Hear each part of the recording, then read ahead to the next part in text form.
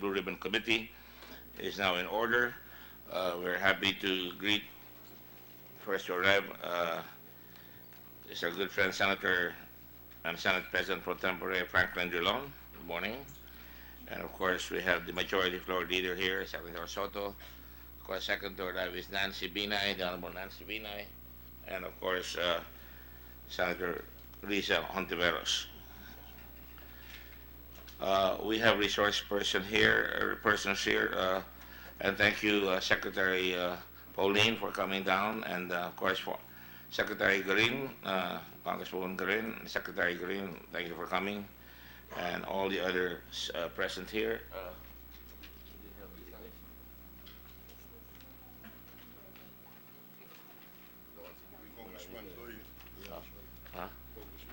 Huh? Congressman Doyle Leachon is here. Thank you for coming, sir. And thank you for reminding me. And of course, we have the World Health Organization, no, she's not here, no? Dr. Gundo Oriel Weiler. And of course,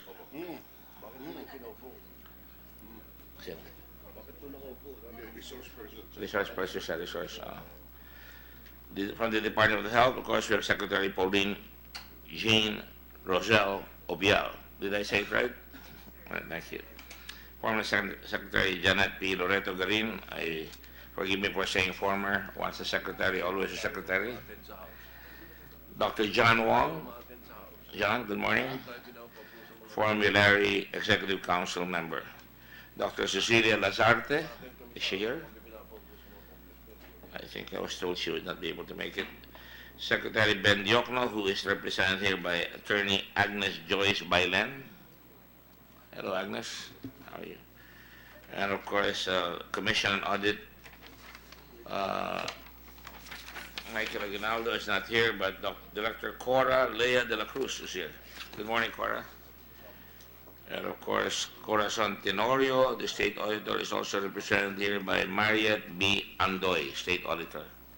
Mariette, good morning. Maria Lourdes Santiago of the Food and Drug Administration. OIC. Hindi na ba si Kenneth Hardigan ngayon? Hindi na. Hindi na. Was he ever? Yes. And of course, the Philippine Children's Medical Center, Dr. Julius Lecciones. Dr. Lecciones, good morning. Sanofi Pasteur Philippines, represented by Attorney Gerard Paez, who you should be with Pfizer, no? Pfizer ba dati? Yeah. Dati. Kilala ka rito?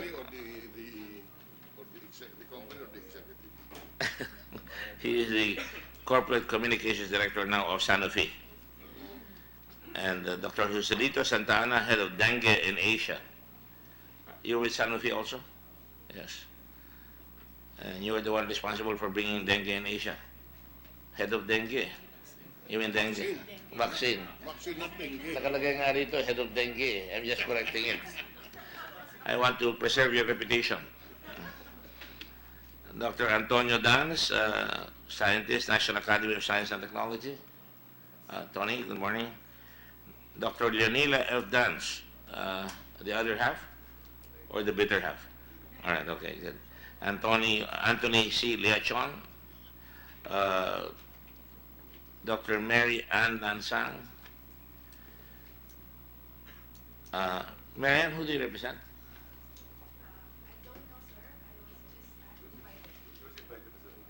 Invited as an expert in infectious expert. diseases. She's an expert. Expert on epidemiological medicine or Infectious diseases infectious and diseases? epidemiology. Oh. And Mary Ann Laksang, Dr. Mary Ann Laksang. Can you kindly give the committee members a copy of all our guests, please? Dr. Rosana Bukahan of Bataan, OIC, Bataan Provincial Health Office. Thank you for coming all the way. And of course, Dr. Darius Sebastian. Yes. City Epidemiology and Surveillance Unit, CESU, Parañaque Health Department. Did I miss anybody? Dr. Bernardo, did I call you? Chief of Hospital, Bacoor District Hospital in Cavite. Anybody else? Uh, oh, Dr. Danny Dator. Thank you for coming from the National Kidney Institute. I'm happy that he's here. He's one of our best doctors in nephrology ba, Danny? Huh? Urology, Urology, not urology. Urology. So I think Senator Drilon and Senator Soto would like to see you afterwards for a good checkup. I'm just trying to do you a favor. She's the best doctor in this field. All right. Having said that, let me just go ahead and where's my outline?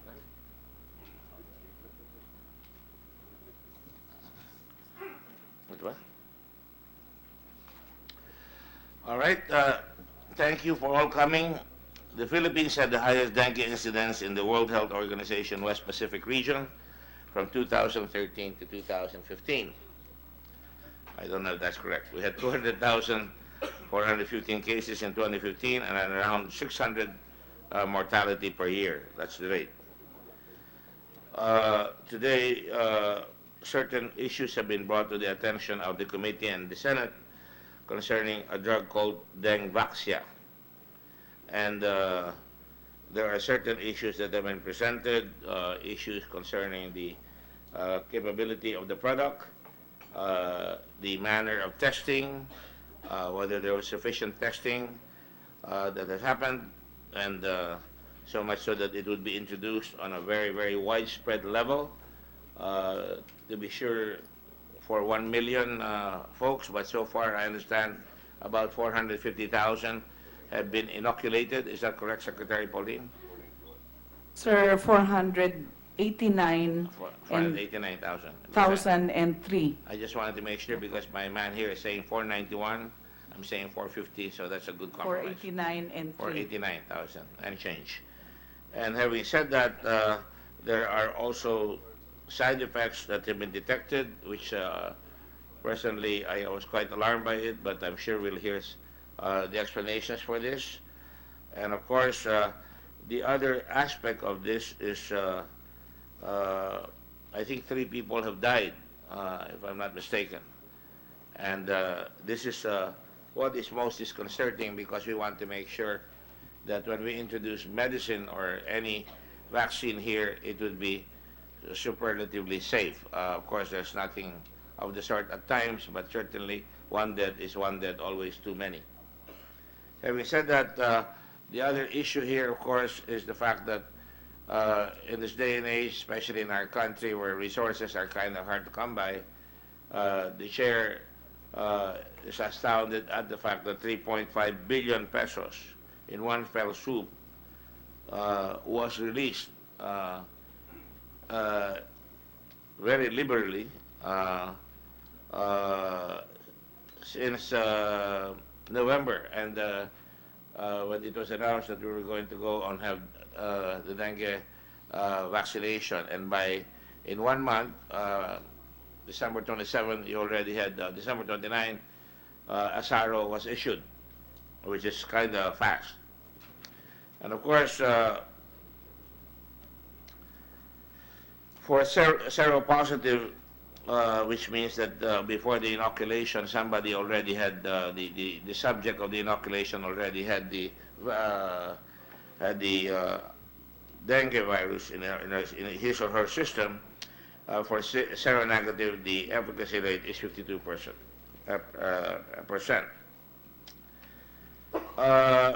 There are some post hoc analysis which should tend to justify the performance of the study. 40% of the 9-year-olds were immunized, but 9-year-old is arbitrary. That they were targeted. There's some talk about that. Analysis was made, but they did not repeat the study.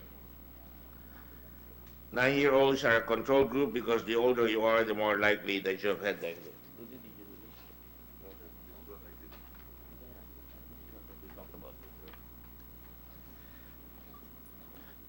So, sorry, we prepared for this, and I was reading something that was totally different, and I detected it right away. Believe me, we spent long hours here. And see, uh, the Constitution provides that the state shall establish and maintain an effective food and drug regulatory system and undertake appropriate health, manpower development, and research responsive to the country's health needs and problems. That's Article 13. It likewise commands public office is a public trust. Public officers and employees must at all times be accountable to the people and serve them with utmost responsibility, integrity, loyalty, and efficiency, act with patriotism and justice, and lead modest lives. Article 11, Section 1. Many have been said both for and against dengue and its introduction into our children's bodies. Nearly 500,000, as already stated, out of a targeted 1 million in the first of 3 phases. What is, however, primordial in our minds is the children's welfare, already stated earlier. And questions are they more protected or are they rendered more vulnerable? Will the future be better for them or will they face uncertainties? Will they be healthier or will they carry with them broken bodies and therefore broken lives? In the end, will they possess mens sano and corpore sano? Wow. This is a gentleman from UP. He made this, which means sound mind in a healthy body, which the epitome of which sits beside me here, Senator Dillon and Senator Soto. Sound minds in healthy bodies. Licensing, procurement, introduction, and injection, or the procedures in licensing and procurement is strictly followed. Were there shortcuts in the process? Was there haste? Was the haste undue? What is the normal time frame? Our batting average for achieving immunization targets in accordance with our Millennium Development Goals, MDG, is not ideal. In fact, we're behind. It is not optional. It's not 100%. Why are we introducing a new one? We already have a vaccine for several diseases like mumps and DPD, diphtheria, and all that. But apparently we're not even making the grade in MDG, and all of a sudden we're introducing a vaccine, a new one, that was tested in Mexico and in Brazil. And this is the first time it's being introduced in Asia. Who introduced the Vaxa into the government program for immunization? Who ordered it? What was the compelling state interest for it? Was harm caused by it? These and other various issues we shall discuss today in order to determine whether there was a felt need for it and or whether new legislation will be necessary in order to strengthen procedures and processes insofar as drug introduction into the market is concerned, and insofar as processes for inclusion into the National Drug Formulary and government drug procurement is concerned. As I've said over and over again in previous hearings, I see my and the committee's roles as constructive. We're not here to destroy people. We're not here to try and find out right away whether corruption. This is not my goal here or the committee's goals. The Senate is a very responsible organization, and we want to make sure that our search for knowledge and responsibility and accountability in government is, however, maintained as a standard. But before we can even think of solutions, as I said, we try to solve problems. We do not create them, and we must first, however, determine the problem, and that is what we will do here. While our primary role is legislative and constructive, we will not also shirk from our responsibility of pointing out mistakes, pinning responsibility and accountability where warranted, for we must do no harm. Wow. Another Latin phrase, fiat justitia ruit chalum. This is the favorite of the future Justice of the Supreme Court, our COMSEC. Let justice be done, though the heavens fall. And so, ladies and gentlemen, this is the curtain has now opened. We shall now go and the first one to arrive is Senator Dillon, so we will give him the first crack at it. Senator Dillon. Afterwards, we will have Senator Binay. Were you first? Or? Yeah. Yeah. And of course, afterwards will be. Huh? Yeah, just one. Senator Soto, and then afterwards, Senator Risa Hontiveros. May I ask everybody, as this is an investigation, to please stand up while our ComSec Rudy Kimbo administers the oath of office.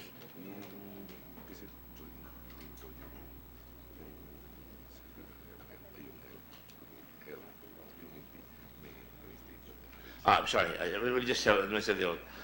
Go ahead, Rudy, administer the oath, please. Yes.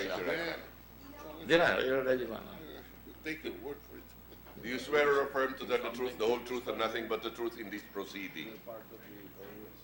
Kindly retake your seats. Let the record say that all the resource persons have stood up, and of course we hold Congressman Lechon. It's necessary for her to take the oath because she's a member of Congress, and so we now have sorry, Frank, Senator Dunan, I will just ask our co-chair here, the person of Senator Hontiveros, who is co-chairing this as chairman of the Committee on Health. Go ahead, Lisa. Any opening statement? Thank you, Mr. Chairman, and good morning to all our good resource persons.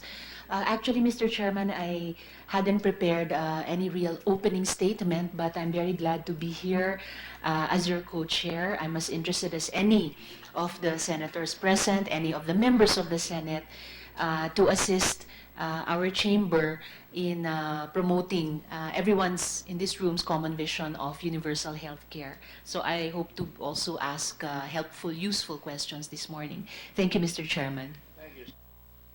Senator Dillon is recognized. Go ahead, please.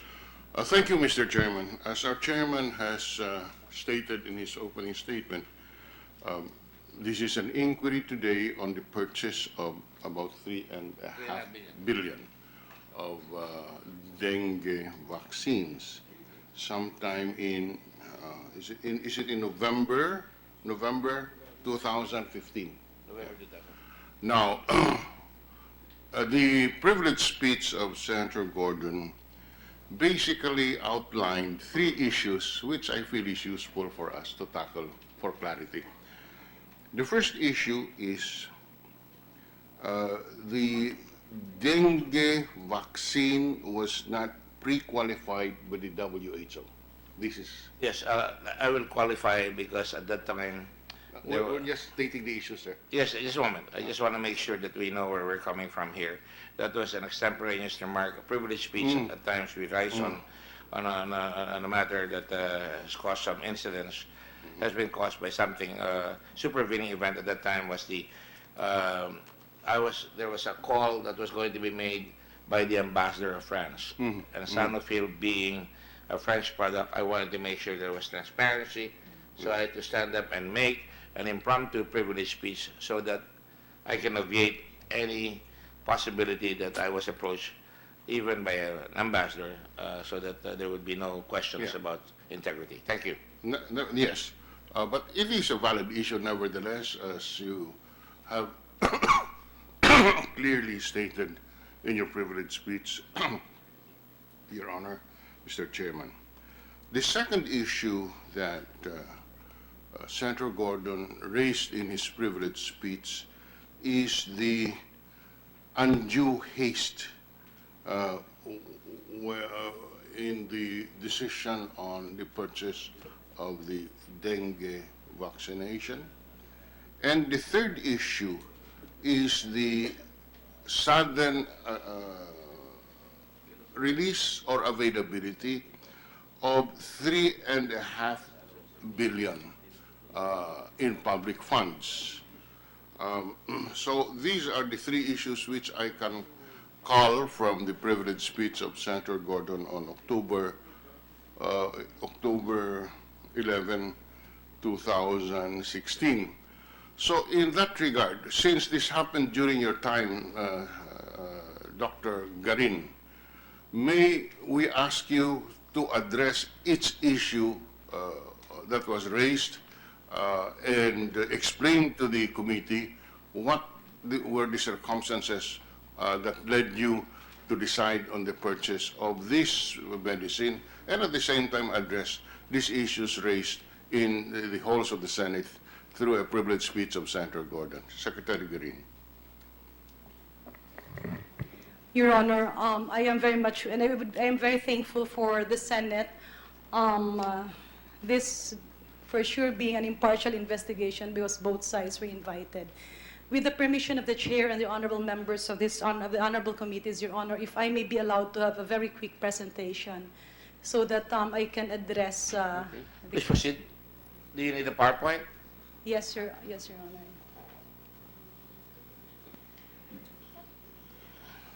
Can we have the...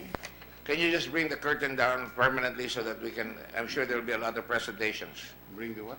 The curtain down. So that we can see the presentation. Don't take it literally. Mr. Chair, is Yes. it possible for us to get a hard copy of the presentation? We Yes, have of a hard course. copy. Yes, Your Honor. I Is it available now? Available? I believe so, Your Honor. I requested, it's available, ma'am. Yes, Your Honor. The next slide, please. Your Honor, the National Immunization Program, just to give a very brief background, why prioritize vaccination for fund augmentation? Vaccination prevents deaths and has actually been proven to decrease financial costs, especially the out-of-pocket expenditure. In this slide, you can see that immunization in the Philippines seems to be a privilege for the rich. And mind you, with the measles outbreak that happened in 2013 and 2014, it clearly showed that even if vaccinated, if the poor are not vaccinated, it can still infect the rich. And I am not saying that we have to take care of the rich. What I am saying is that it's still a high burden on healthcare in the Philippines. Our people are wanting of services. While there are calls for advocacy and counseling, we have sufficient funds for this. Very quickly, Your Honor, these slides will show, like for polio, the inactivated polio vaccine has been available in the private sector since 2002. Cervical cancer vaccine, 2002. Kung makikita po natin, naging available nung po siya sa gobyerno on the years that I have stipulated on the rightmost portion. Your Honor, you mentioned earlier in your opening statement that there was a decrease in coverage of vaccination, as seen in the review of the Millennium Development Goals and why continue. Because vaccination saves lives. And during my short stint in the Department of Health, and even when I was Undersecretary, I made several reports to then Secretary Ona pointing to the cause of the low coverage.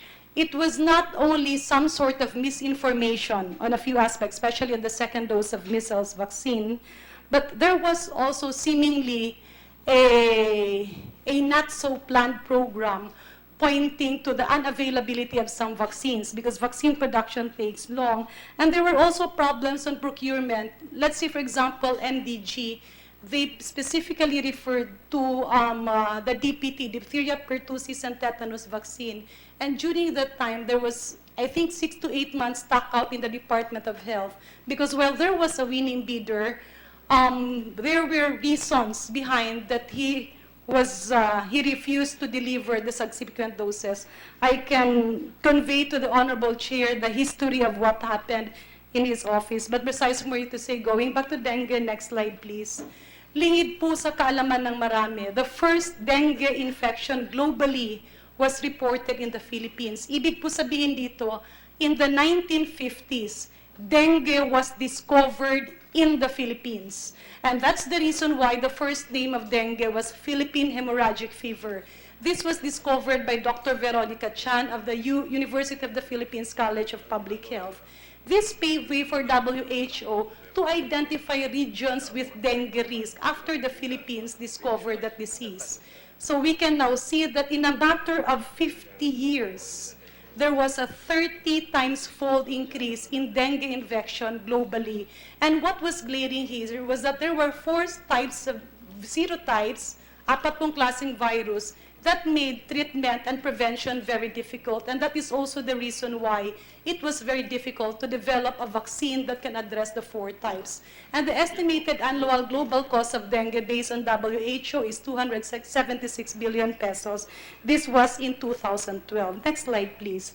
The average number of dengue cases reported to WHO annually, makikita po natin pataas ng pataas siya, despite the fact that many governments have already invested in preventive measures, advocacy, and counseling. Next slide, please.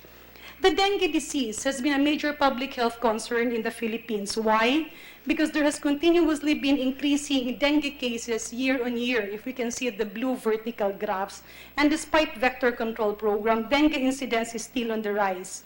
Dengue is actually considered hyper-endemic in the Philippines with pockets of outbreaks. Ibig po sabihin, it stays in the country, the 4 serotypes all throughout the year, and while case fatality rate decreases, yung pula pong marka is the case fatality rate, pwedeng sabihin ng iba, bumababa naman. But it was the chairman mentioned, a life is still a life. That even if the case fatality rate is reducing, this is actually misleading because the absolute number of death is increasing. Why? Kasi tinitingnan natin, let's say, if you say 0.3 or 0.5% of a certain population, dumadami yung denominator. And that is the reason why the absolute number is still increasing. Next slide, please. This just shows that there are, next slide, please. This shows that there are 4 serotypes. At kung makikita natin, hindi po natin masasabi na for this year, isang serotype lang, next year, iba. It's really erratic. It's behaving difficult. It has a difficult behavior. And these are documented dengue serotypes that has been existing in our country. Bottom line is, the 4 of them exist all throughout the year. Next slide, please. As I have mentioned, this shows the existence of dengue from 2003 to 2013. We can see that there are pockets of outbreak during the rainy season. And this is the reason why the program manager and the people in the Department of Health decided to give the first dose of dengue vaccination before the rainy season so that it will give them some level of protection. Next slide, please.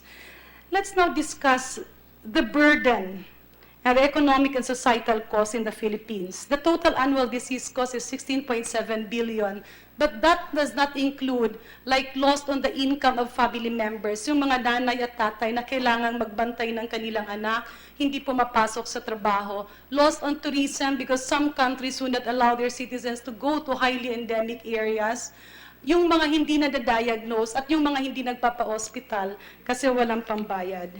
Next slide, please.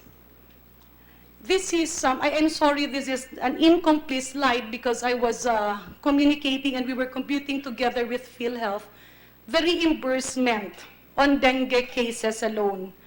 Ang nakikita po natin na pataas ng pataas, unfortunately on 2014, hindi namin nakuha yung cost on dengue hemorrhagic fever. Again, this is just an estimate because yung iba hindi pa napasok. Next slide, please. Okay, 2011, DHF is dengue hemorrhagic fever that refers to severe dengue. DF means dengue fever. Yan po ang binabayad ng PhilHealth na reimbursement sa ating mga ospital.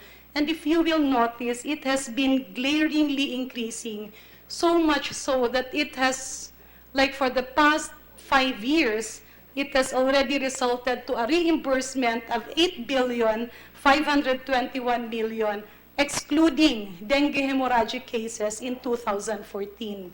That's the cost of dengue reimbursement being paid to hospitals by PhilHealth. This excludes the payment to private practitioners, the professional fees, and the bill on top of what PhilHealth pays. Next slide, please. The Dengue Prevention and Control Program, I believe Secretary Obial is here. She is very much well-versed with the program. She has been with the Department of Health for several years. She has also been a witness that since 1993, sinimula na ng Department of Health and Dengue Prevention and Control Program. 1998, it was implemented nationwide with a target population, including the LGUs and the local health workers. The vision was to have a dengue risk-free Philippines, and the mission of the goal are stipulated there. Unfortunately, happens after several years, dumadami pa rin ng dumadami ang kaso.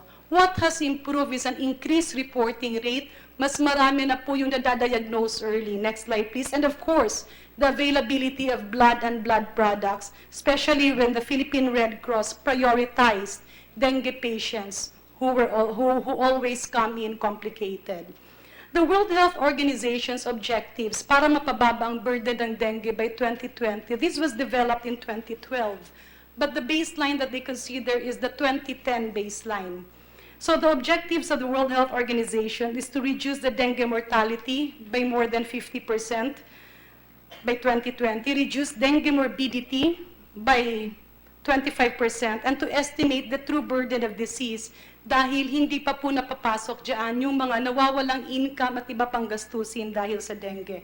What are the technical elements of this? Diagnosis and case management, integrated surveillance and outbreak preparedness, sustainable vector control, future vaccine implementation, and remember this was formulated in 2012. We started the program in 2016, basic operational and implementational research. Next slide, please. Maliwanag po ang rason kung bakit kailangan ng dengue vaccination. Insufficient prevention and control. There is no cure, no treatment for dengue up to this point of time. Lack of prophylactic measures, that means prevention control, kagaya ng bakuna, and the pressure to do more. Why is there a pressure to do more? Because people and children continue to die. Dengue cases are becoming more severe.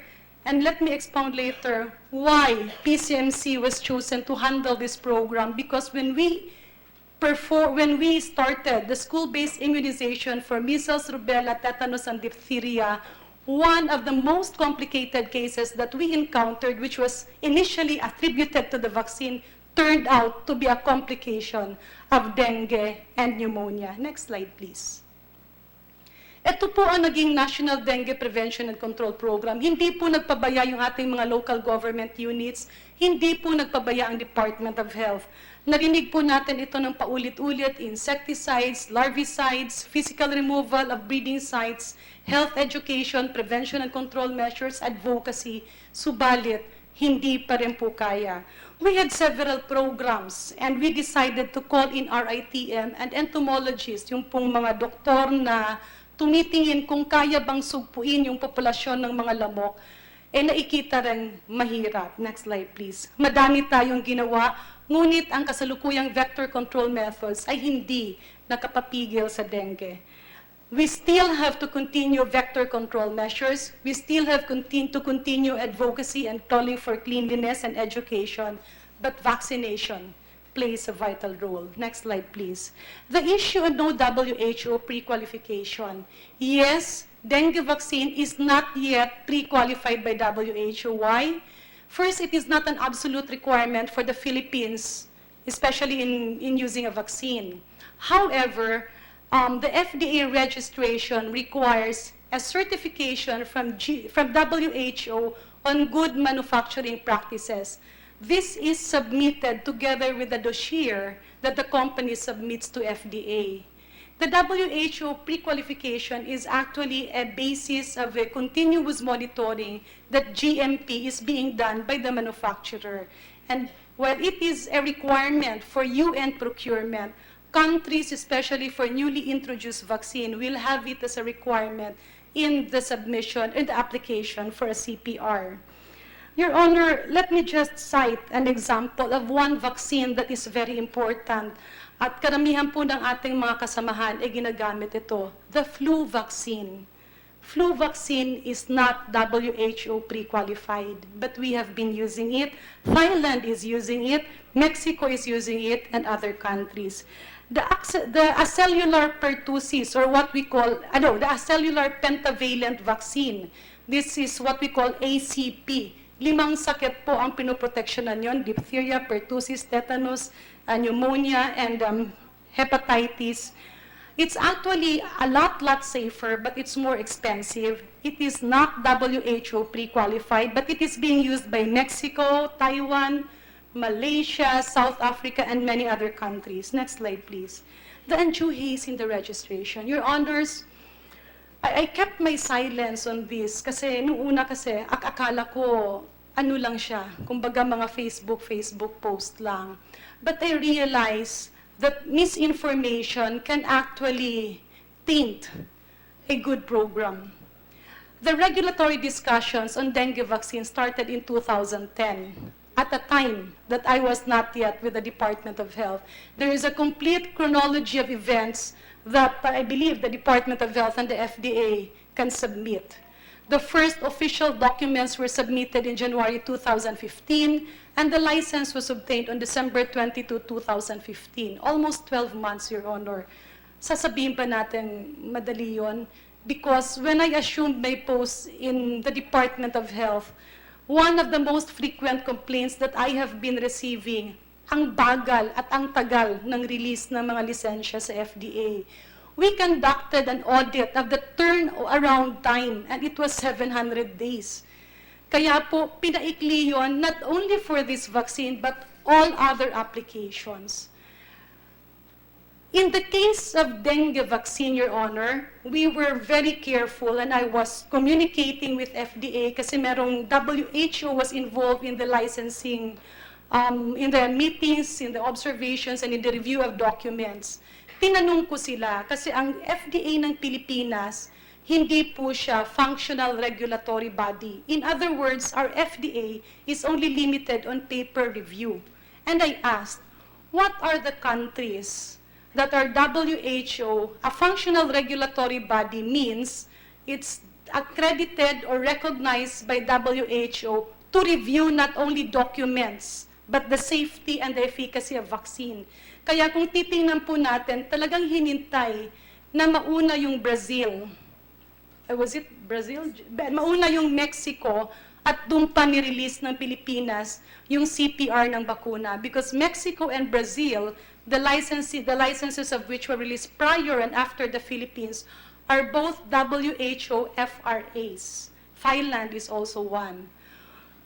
There has been a lot of malice why I functioned as OIC, Director General of FDA. Your Honor, this does not have anything to do with dengue vaccine. We receive a lot of complaints from DTI that many of the products are unnecessarily being required permits by FDA. Cotton buds, tongue depressor, lapis, ballpen, crayola, papel, pintura, lahat na lang. And I personally went to the Bureau of Customs to see the huge containers na nakatiwangwang doon.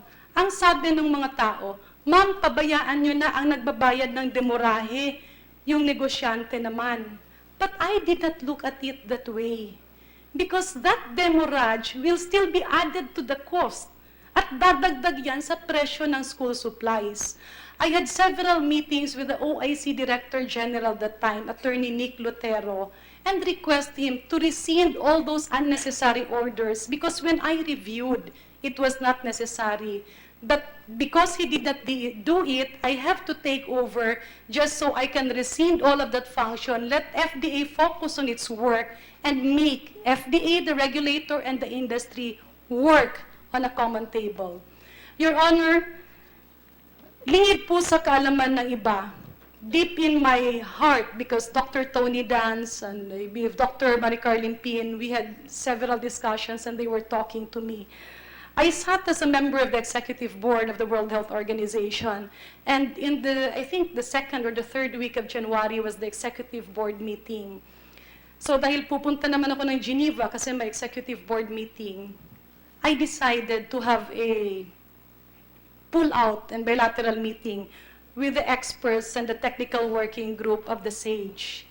Sila po yung mga tumingin at naging kasama nung bakunang ito. And allow me to point 4 conclusions that they conveyed to me in that meeting. First, they informed me that they have high confidence in the vaccine because it has been thoroughly studied and they were with it all the way. Number 2, there is no 100% guarantee that the patient will not get sick. Kaya ang sabi nila, very important, do not give 100% assurance that the patient will not get dengue anymore. But what is important is that there is a reduction of severity and hospitalization dahil ang dengue nga ay nakamamatay. Number 3, They told me, Janet, there is no cure for dengue. And up to this point of time, there is no light on that field. And it is highly probable that we cannot ever find a cure for it. Number 4, the Philippine situation is an area with high incidence. Hence, they do not decide for us, but if we ask them and if we ask their confidence on the vaccine, they told me that the past 20 years was a very well-studied, thorough trial. Next slide, please. Oh, just before previous slide, please. Ang sabi kasi ng iba, ba't in-implement na wala pang SAGE recommendation? Your Honor, in the Philippines, DOH po, we have been using intradermal rabies, yung rabies vaccine, since 1997. The SAGE recommendation came out 2007.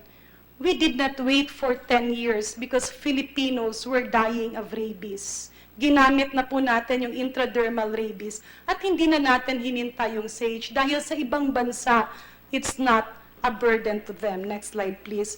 Just to mention that these are the expert communities in the medical societies.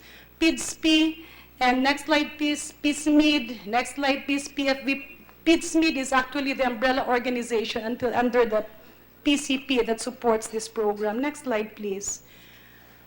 This is the technical working group on the school-based immunization developed to create the dengue vaccination ecosystem. Why shift to school-based? Kasi po nakita namin na mas maganda ang compliance, basta wala lang medyo maraming intriga. Kasi pagka nasa RHU, minsan walang tiyempo yung parents na dalhin doon or kung nagpupunta doon, nagkakahirapan sa schedule. Your Honor, I was not the first Secretary of Health who talked about the dengue vaccine. Even when I was Undersecretary, I attended 2 meetings with then Secretary Ona. And just to pinpoint, and the Philippine Star, next slide please, dated July 16, 2014, written by Sheila Crisostomo, entitled, "The World's First Anti-Dengue Vaccine is Out Next Year."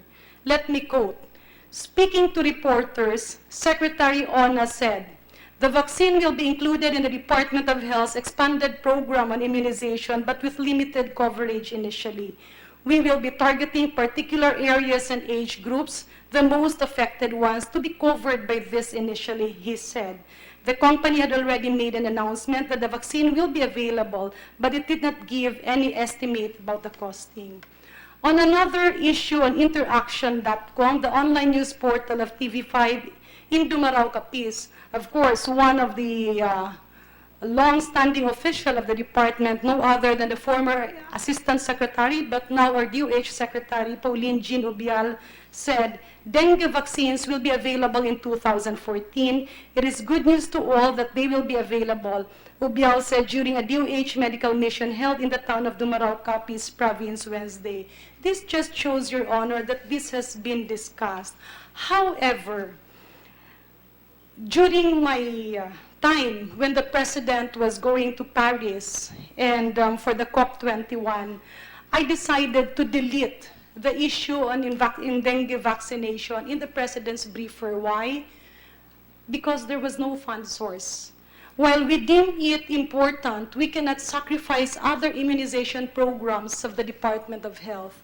It was only in the last month of 2016 that we were informed that only a few of the DOH officials and employees who intended to resign before actually resigned because of the salary standardization law. Your Honors, my short stint in the Department of Health was unexpected, but I saw it as a privilege to leave a legacy and contribute to universal health care, bringing with me the experience of the situation on the ground. How a poor family seems helpless when viruses attack them. The dilemma of those who can afford but are faced with an infection with no cure. While advocacy, counseling, research, and vector control are all good, the emergence of life-saving vaccines should not be curtailed from poor Filipinos because vaccine is a government obligation and it is every citizen's right. In closing, Mr. Chairman, Your Honor, allow me to leave this statement because I know how it feels and I empathize with my fellow health workers. To the PCMC family and to the DOH family, my fellow health workers, let no feeling of discouragement prey upon you because in the end, I am sure and we are all sure you're going to succeed. Maraming salamat po. Thank you, Secretary Green. Just some housekeeping. Each senator will have 10 minutes, and the chair reserves the right to have him continue if he is in point. Unlike others, I don't want to limit somebody who is in point. So try not to filibuster. So long as you're in point, I will not overrule and trust the chair to make the decision. Go ahead, Senator Jordan. Thank you for that presentation, Secretary Garin. I did not expect a long presentation on my simple question. Anyway, do not count that as part of my 5 minutes, 10 minutes. Now, anyway, one issue that you did not address, which was raised in the privilege speech of Senator Gordon, that there was suddenly made available 3.5 billion, 3.5 billion from the DBM, not even from the DOH. I guess the question is first, is this in your budget? Second, if, as alleged, it is not in the budget of the DOH for 2015, how was this program funded? Secretary Garin. Yeah. Your Honor, sometime in, I'm not sure if that was the middle of December, we were informed that there was still a huge unspent money under MPBF, the Miscellaneous Personnel and Benefit Fund. And that's why in my presentation I said, why prioritize immunization? Because we were told to submit proposals, especially with direct impact on the people. The question is, was there an item in the budget? Yes, vaccination was there. We actually submitted 4 proposals. There was an item on vaccination Yes, in the Your Honor. 2015 DOH budget. Yes, Your Honor. And how much was the, well, It was 3 point...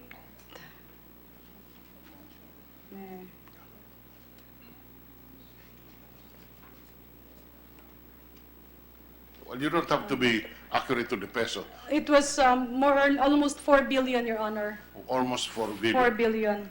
And almost. was this exhausted? Or Yes, Your Honor. so there was an augmentation. Yes, Your Honor. This item was augmented Yes, Your Honor. from what you call as the MBPF, the Miscellaneous Personnel Personnel and Benefit Fund, Yes, Your Honor. pertaining to the DOH. Yes, Your Honor. How much was the augmentation for this vaccination? 3.5 billion, Your Honor. So that's all went to the vaccine, to the dengue vaccine purchase? Yes, Your Honor. May I, Dr. Joyce Ducusin, the program manager of the immunization program, I actually had a meeting with the DOH officials and the program manager of dengue, the program manager of the disease prevention and control, and the other bureaus. We gave 4 proposals. That's the pneumonia. It was, I think, a total of almost 8 billion. The pneumonia vaccine was included. The rotavirus for diarrhea was included. And the Japanese encephalitis vaccine was included, and dengue vaccine. There were a lot of requirements required by DBM. And the others were funded in the 2016 GAA because they were also part of what we submit. And the only one that qualified for the parameters that they requested was dengue vaccine. First, because it did not have an existing funding for the 2016 proposed budget. And second was that there was an incidence or a surveillance present already. So there was an item, the item was exhausted for vaccination. It was augmented by the savings from the miscellaneous personal benefit fund pertaining to the DOH. And is it correct that the funds were about to be returned to the National Treasury if unutilized? Yes, Your Honor, because one of the requirements that DBM requested from us is that the Human Resource and the Finance Division issue a certification that the employees who were expected to retire and or avail of the early resignation will not be retiring or resigning anymore. All right. Do you have a copy of that certification? Does DBM have a copy of that certification? Agnes? Certification on what, sir? That those people are no longer going to be retired and the money was not going to be needed? Sir, considering that I only assumed my position as Undersecretary last July 1, I understand. I've asked dear Dante Chavez, who was with DBM at that time, to answer those queries because in the query that was asked by Senator Drilon, it was asked whether or not the fund was sourced from DOH funding. But it's under MPBF and it's not under DOH. It is a general lump sum fund that Yes, was but- provided but to me. Yes, we understand that. But certainly, the MPBF, Miscellaneous Personnel Benefit Fund, as practice, is lumped in the office of the President because you cannot segregate it as you cannot figure out the definite amount needed by each department. So the working papers of the lump sum MPBF indicated which amount would pertain to a particular department. That's how it was done that's how it is being done up to today. Otherwise, you'll never be able to come up with an MPBF amount. Yes, sir. I was just reiterating the position that was pronounced by now incumbent Secretary Benjamin Jokto when he was asked by Senator Legarda if he were the Secretary of DBM, will he allow the MPBF to be used for the dengue vaccine? And he said that he will not allow it because he considered it illegal. That's the view of the Secretary of the incumbent Secretary of Budget, and I feel a little uncomfortable with that kind of a positioning. In any case, having been exposed to this work for the past several years, I know for a fact, and you can call your DBM secretary here, and I'll ask him, there is an MPBF in the 2017 budget. In 2017, there is an MPBF, Miscellaneous Personal Benefit Fund. If you ask him what are the working papers to support this, he will produce before this committee the amounts pertaining to each department in order to come up with that aggregate sum. So while it is lodged in the Office of the President, it is pertaining to each department. Why? Because if you place it in the funds of each department, at the end of the year, there is no more control, and each secretary can use at his or her volition that savings. So that is why I find a little discomforting the statement that it is unlawful, because it is being done today and by this present administration. So we do hope that that is clarified. Anyway, having asked that, may we ask whoever, since the Undersecretary is not familiar, can we ask who did you point to, Madam Undersecretary? Chavez. So Mr. Assistant Chavez. Director Yes, Dante please. Chavez, he can Yes. explain how it was sourced, sir. Can you please raise your right hand and repeat after the gentleman? You swear or affirm to tell the truth, the whole truth, and nothing but the truth in this proceeding. Thank you. You may take it. Let the record say that Mr. Danny Chavez of DBM has been properly sworn in. Go ahead. Do you have a certification that such a certification exists?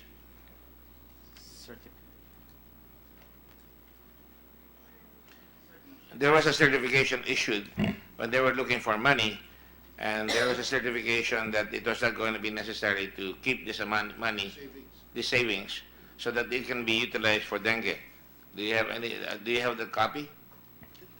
The savings is part of the unreleased appropriations from MPBM. We're aware of that, but mention was made here about about it was certified by the DBM that the funds were available. Yes, sir. It was certified by DBM and sent to the Office of the President to be used for part. Would you give us a copy of that? Sir, this is an internal memo between the OP and... It doesn't matter. Nothing is internal when you're under investigation. Yes, sir. So, Can you get a copy? sir, I have a copy here. Okay. Can As you? part of my reference material. That's good. Can you give us a copy? Can I- We will have it Xerox or photocopied. I'm not allowed to advertise a particular brand, but we will have it photocopied. Yes, sir. Mr. Chavez, Yes, sir. can you produce it right now? You're wasting our time. Sir, You I have it there. Yes, sir. Okay. Somebody please go over there and get it. All right, please proceed, Senator Duran. All right.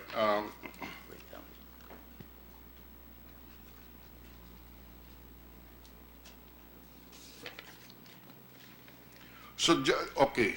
So first, from your presentation, what we can deduce is that a pre-qualification from the WHO is not a legal requirement before a drug can be released to the general public. Is that correct? Yes, Your Honor. Does Secretary Ubial confirm that? Yes, Your Honor. All right, now.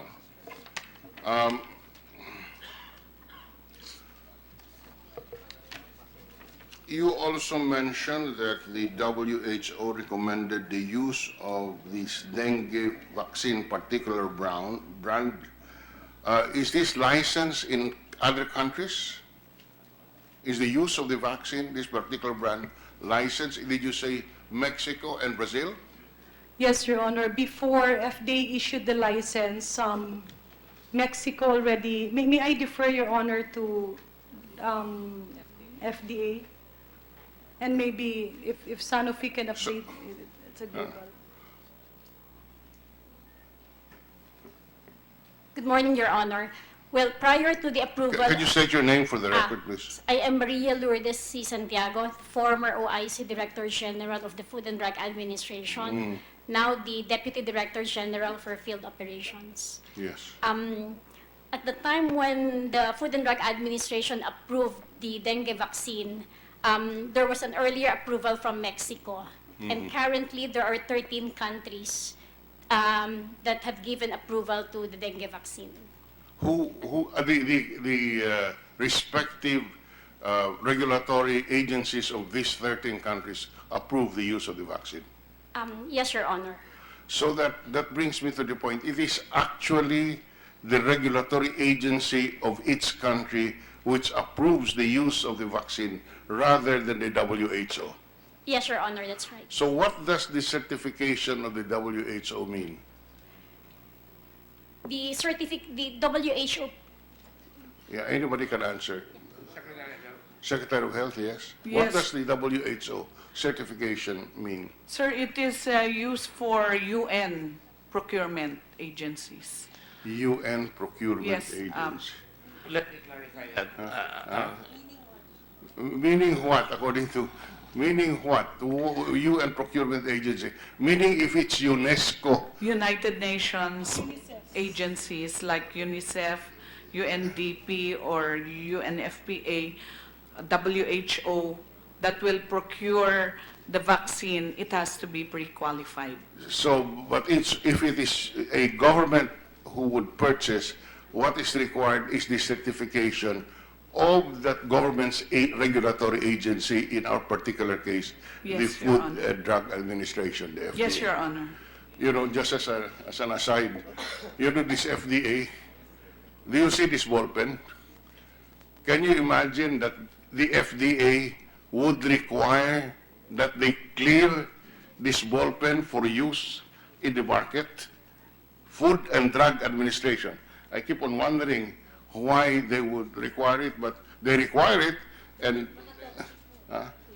so Probably the lead content that the kids should be exposed to. yeah, yes. Your Honor, if I may, it was, I initially thought it was the lead content, but later on, when I examined the documents after all the complaints, there was a certification and order in FDA that says all of these products are hazardous. So there's no lead content in the ball pen.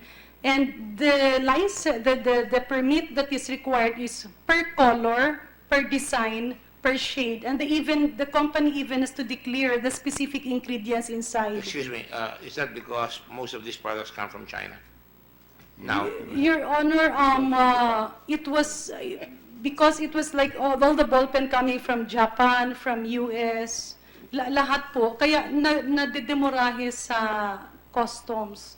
And it was actually DTI who was complaining to us kasi sabi nila nagiging mahal yung school supplies. well, but, you know, the supplier should make sure that before it comes in, it is already tested.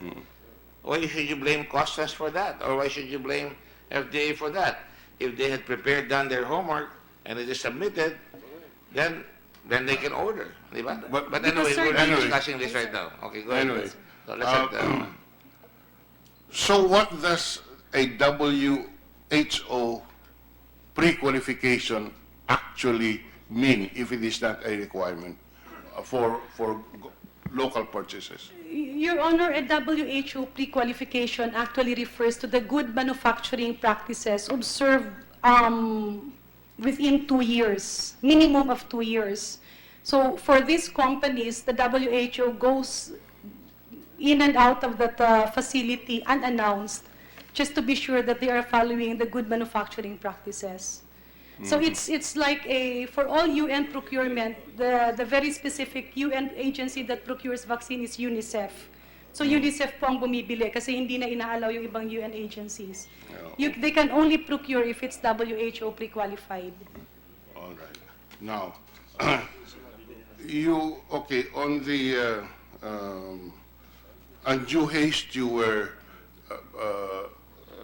briefing us on the number of dengue cases in the country. Dengue, just for the record, is caused by mosquitoes. Is that correct? For the record, It's caused by the virus inside the mosquitoes. it is caused by the virus inside the mosquitoes. And we have how many cases of dengue in the country? Ilan? 200,000? How many? No, let's- that was the 2000, the updated, Lyndon? How many? 200,000, di ba?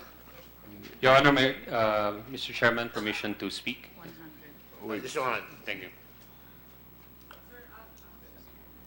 This is the case for 2016 is as of November 12, 2016 is 181,397. The 2015 is 184,779. And there's been a decrease of 1.8%. So, ilan bang lamok dito sa ating bansa? May nagbibilang ba? Pardon, Your Honor. Is there a count how many mosquitoes we have in the country? We do not count the mosquitoes, Your Honor. Well, you just count the number of congressmen and senators. Anyway, just so there are about 200 or just to round it off, 108 to 200,000 cases of dengue in Your Honor, 2016. can I interject a little? Because in the reports, it's 200,000 a year, but it's proven to be underreported as shown in the study. That's why there's a multiplier of 7. Kasi yung iba, kunyari nilalagnat, tapos hindi naman grabe. What we have are the ones, the 200,000 are the ones that goes to the hospital, the complicated cases. So that's why... And how much is the cost, the public cost of dengue? It was estimated at 16.7 billion annually in the Philippines. 16 billion. 0.7 billion, exclusive of all the other societal costs. That was the hospitalization cost and the few indirect costs, yung transportation. and Or, you know, we were looking at, when we look at something, when we were working on the sin taxes, we always try to find out what is the cost of cigarette smoking to public health. That's why I asked this question. You're saying it's 16 billion. Now, in this particular case, For cigarette smoking. no, from mosquito bites. I know, but you were saying cigarette smoking. Cigarette smoke, no, I was just citing as an example that we were working on the syntax. That ticked me off, Mr. Chairman. I just want to know, how does it compare with cigarette smoking? How does it compare with cigarette? Yes, Insofar as the public cost, the cost, Our estimate, public sir, health.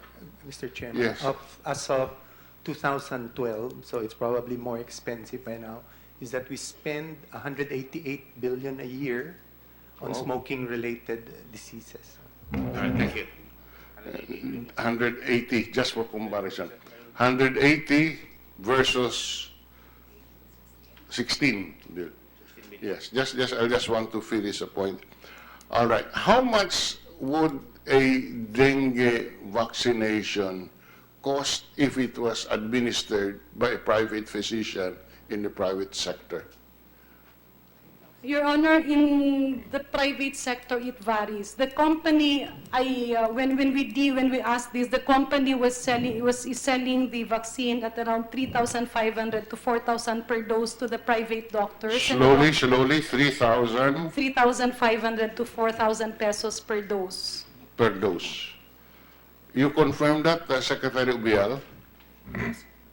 Yes, sir, that is correct, Your And Honor. how much did you purchase, to Secretary Garin? How much did this particular purchase cost? Yeah.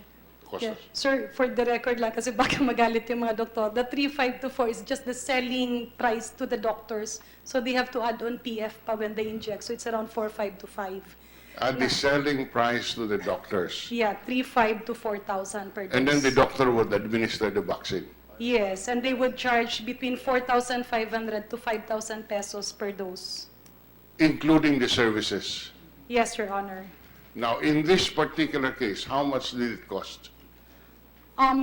For the DOH procured it at 1,000 pesos per dose, inclusive of VAT and all other parameters like the syringes, the 5-year study, the monitoring, the logistics, vaccine carriers, the cold chain, Your Honor. So, for purposes of comparison, it is 1,000 versus 3,005 to 4,005 in the private sector, including the services done by the private physician, for the record. Is that what you're saying? Your Honor, yes, Your Honor. And just to mention, because there has been, a lot of calls has been put forward to me citing the Facebook posts of Dr. Tony Liachon, that there has been a lot of insinuations about corruption, pabaon, and all these things. So I don't know where that is coming from. But for the information of this august body, Brazil also implemented its public health program. Without VAT, they procured it at 25 euros per dose. Our price, Is that in pesos?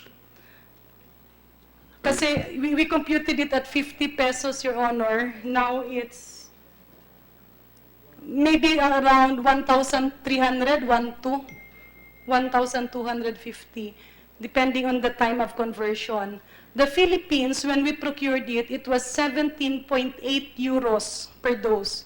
So ours was 17.8 euros, exclusive of VAT. The Brazil procurement was 25 euros, exclusive of VAT.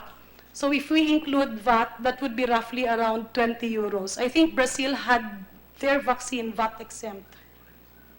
And Mexico, Excuse me, let me just, if I have the permission, Senator Lan. You mentioned 13 countries have allowed this. No, it was also mentioned by Dr. Your Honor, permission to speak. the 13 countries where the Just a moment. Just a moment. You are a supplier. You're here as a guest, not as a resource person. We will ask you the right questions at the proper time. Go ahead. Yeah. So far, there are 13 national regulatory authorities who have given approval to the dengue vaccine, and it includes Mexico, the first one. They issued the Yes, just tell me the countries. the country. Okay. Then, of course, Philippines, Brazil, Sorry? our country, Philippines, No, the in second one. order of approval. Mexico, Philippines, Brazil. We were ahead of Brazil, We were ahead of Brazil, yes. so it was it was tested in Mexico. Nauna tayo sa Asia. We are first in Asia, Your Honor. I wish you could be first in football. All right, okay, go ahead. Then Brazil, a week after. And then El Salvador, Mm-hmm, Costa Rica, mm-hmm. Guatemala, Paraguay, Indonesia, Peru, Bolivia, Cambodia, Excuse me, so Paraguay, and then after Paraguay, Indonesia, Indonesia, yes, Your and Honor. then Peru, Peru, Bolivia, Bolivia, Cambodia, Cambodia, Thailand, Thailand, and the 13th is Singapore. Singapore. Yeah, that's Just to follow up, with the permission again of Senator Duran, ito bang approval na ito, is that for public use or for private use? no. This I, is I would like to explain that. Government funds are used, katulad natin, ginamit natin 3.5 billion. Did Singapore, for example, which is a well-advanced, health-conscious country, ahead in SARS, ahead in all kinds of diseases, they're very, very touchy about that because they have a small population. Is it not true that they admitted it only for private, for the wealthy practically, not for public usage? They're not going to use public money for this. no. What I'm sure Your Honor would be the No, answer my question. Your Honor, if No, I no, may. I'm asking her. She was the one who presented it. When you say something here, you better be sure to be able to answer it. Because I have something here that I can read for you if you like. Because we cannot, I don't mind vaccine. I have nothing against vaccines. What I want to know is whether we are getting the whole truth. Because some countries accept it. There is severe lobbying, as you know, by the companies. And we are very careful about this. Bawa, meron tayong syntax. Popular tayo sa lahat ng drug companies ngayon. Nililigawan tayo para bigyan tayo ng gamot. Ang Singapore, binili nila yan, hindi nila binili, for private use only. Isn't that true? That's correct, Your Honor. Okay. Your Honor, I would just like to clarify my statement that for the 13 countries, it was their national regulatory authorities who have given the approval for market No doubt authorization. about that. Is that for private use or for public use? No, that would be for private use for Private Singapore. use. Tayo public. Alright? Yes, Your Honor, for the public health Gumamit program. tayo ng pera natin for public use. Alright? Yes. Clear, ha? Oh. Now, how much will it cost in the private sector to administer this kind of a vaccine? Your Honor, it will be around 13 to 15,000. And What? 13 to 15,000 for the full 3 doses, Your Honor. 13 to 15,000 For the 3 doses. for 3 doses. Yes. And for the government of the Philippines, how much did that cost for the 3 doses? 3,000, Your Honor. 3,000. Yeah. Oh, so- Your Honor, Yes, if I please. may lang, because FDA kasi is in charge of the registration. Actually, there are 2 countries that are using the vaccine for public health. It's the Philippines and Brazil. Mexico and Thailand are already also in the pipeline because they're already preparing.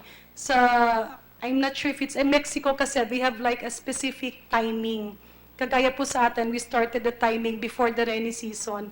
So, the expected, the countries that are already implementing it in a public health program is Mexico and, no. It's Mexico or Brazil? Brazil and the Philippines. And then early next year is supposed to be Mexico and Thailand. That's why I was comparing the price that we got with how much Brazil got their vaccine. Okay.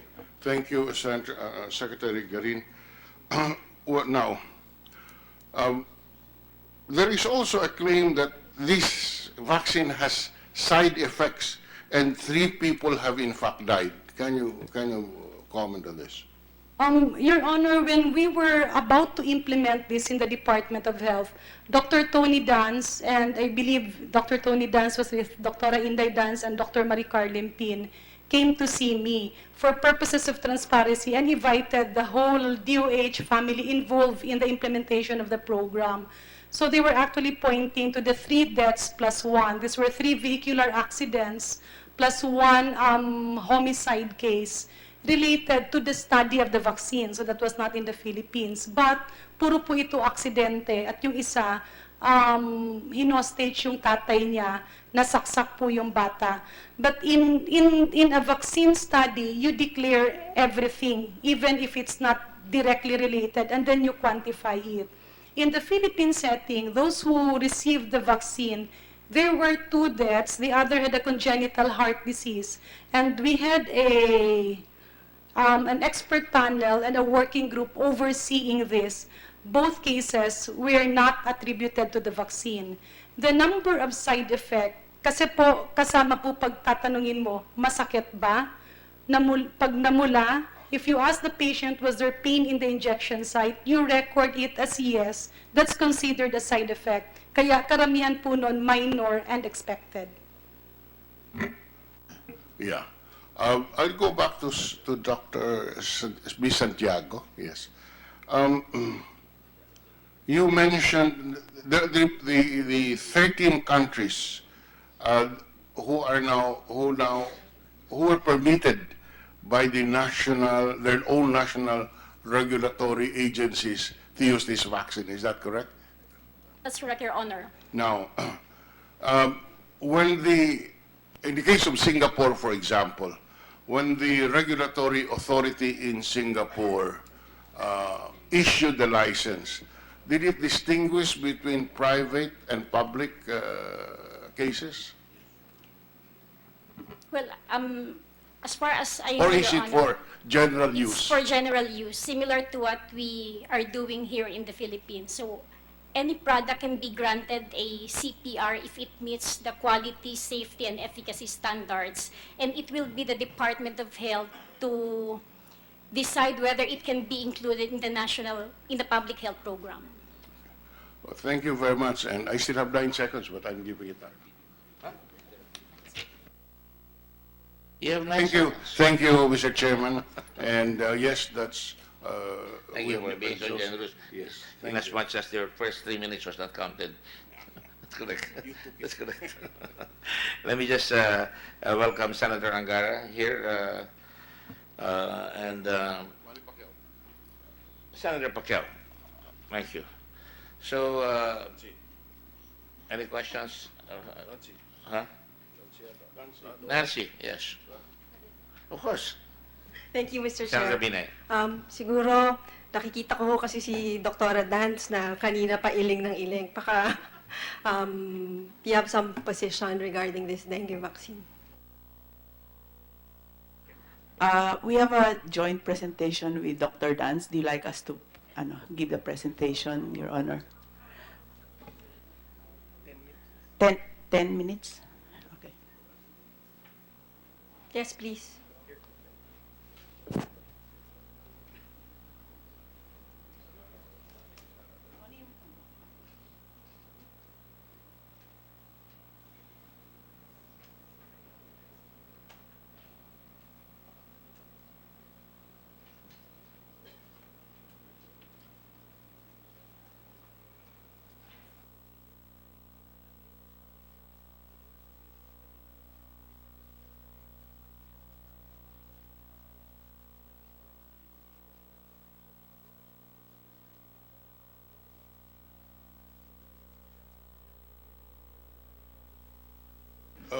Mr. Chairman, before Dr. Dance submits her presentation, just for the record, she's representing what agency?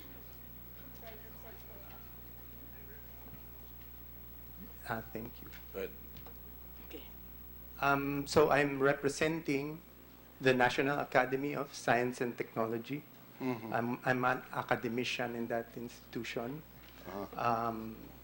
Yes, we The know each other. Academy actually has issued a position statement. So you're representing the Academy. Well, I'm presenting the justifications for the position of the Academy. I'm also representing the Asia Pacific Center for Evidence-Based Healthcare. Thank you, Mr. Chairman. Just Go ahead if it's ready. Yeah, so I guess if you look at the qualifications, my main qualification is a clinical epidemiologist. We teach evidence-based medicine to medical students. It's the science of distinguishing true claims from false claims when it comes to clinical trials. And there are rules of evidence, and the rules of evidence apply to any disease. It doesn't matter if it's dengue or heart attack or pneumonia. The rules of evidence are the same. Next, please. So my conflicts of interest are as follows. I've done trials for Sanofi Aventis. I've been a dengue victim twice. My second one was a life-threatening infection. I'm a father of 3 who are candidates for vaccination. But all these conflicts would lead me to support the vaccination program. But in the next few slides, I'll show why we oppose it. Next, please.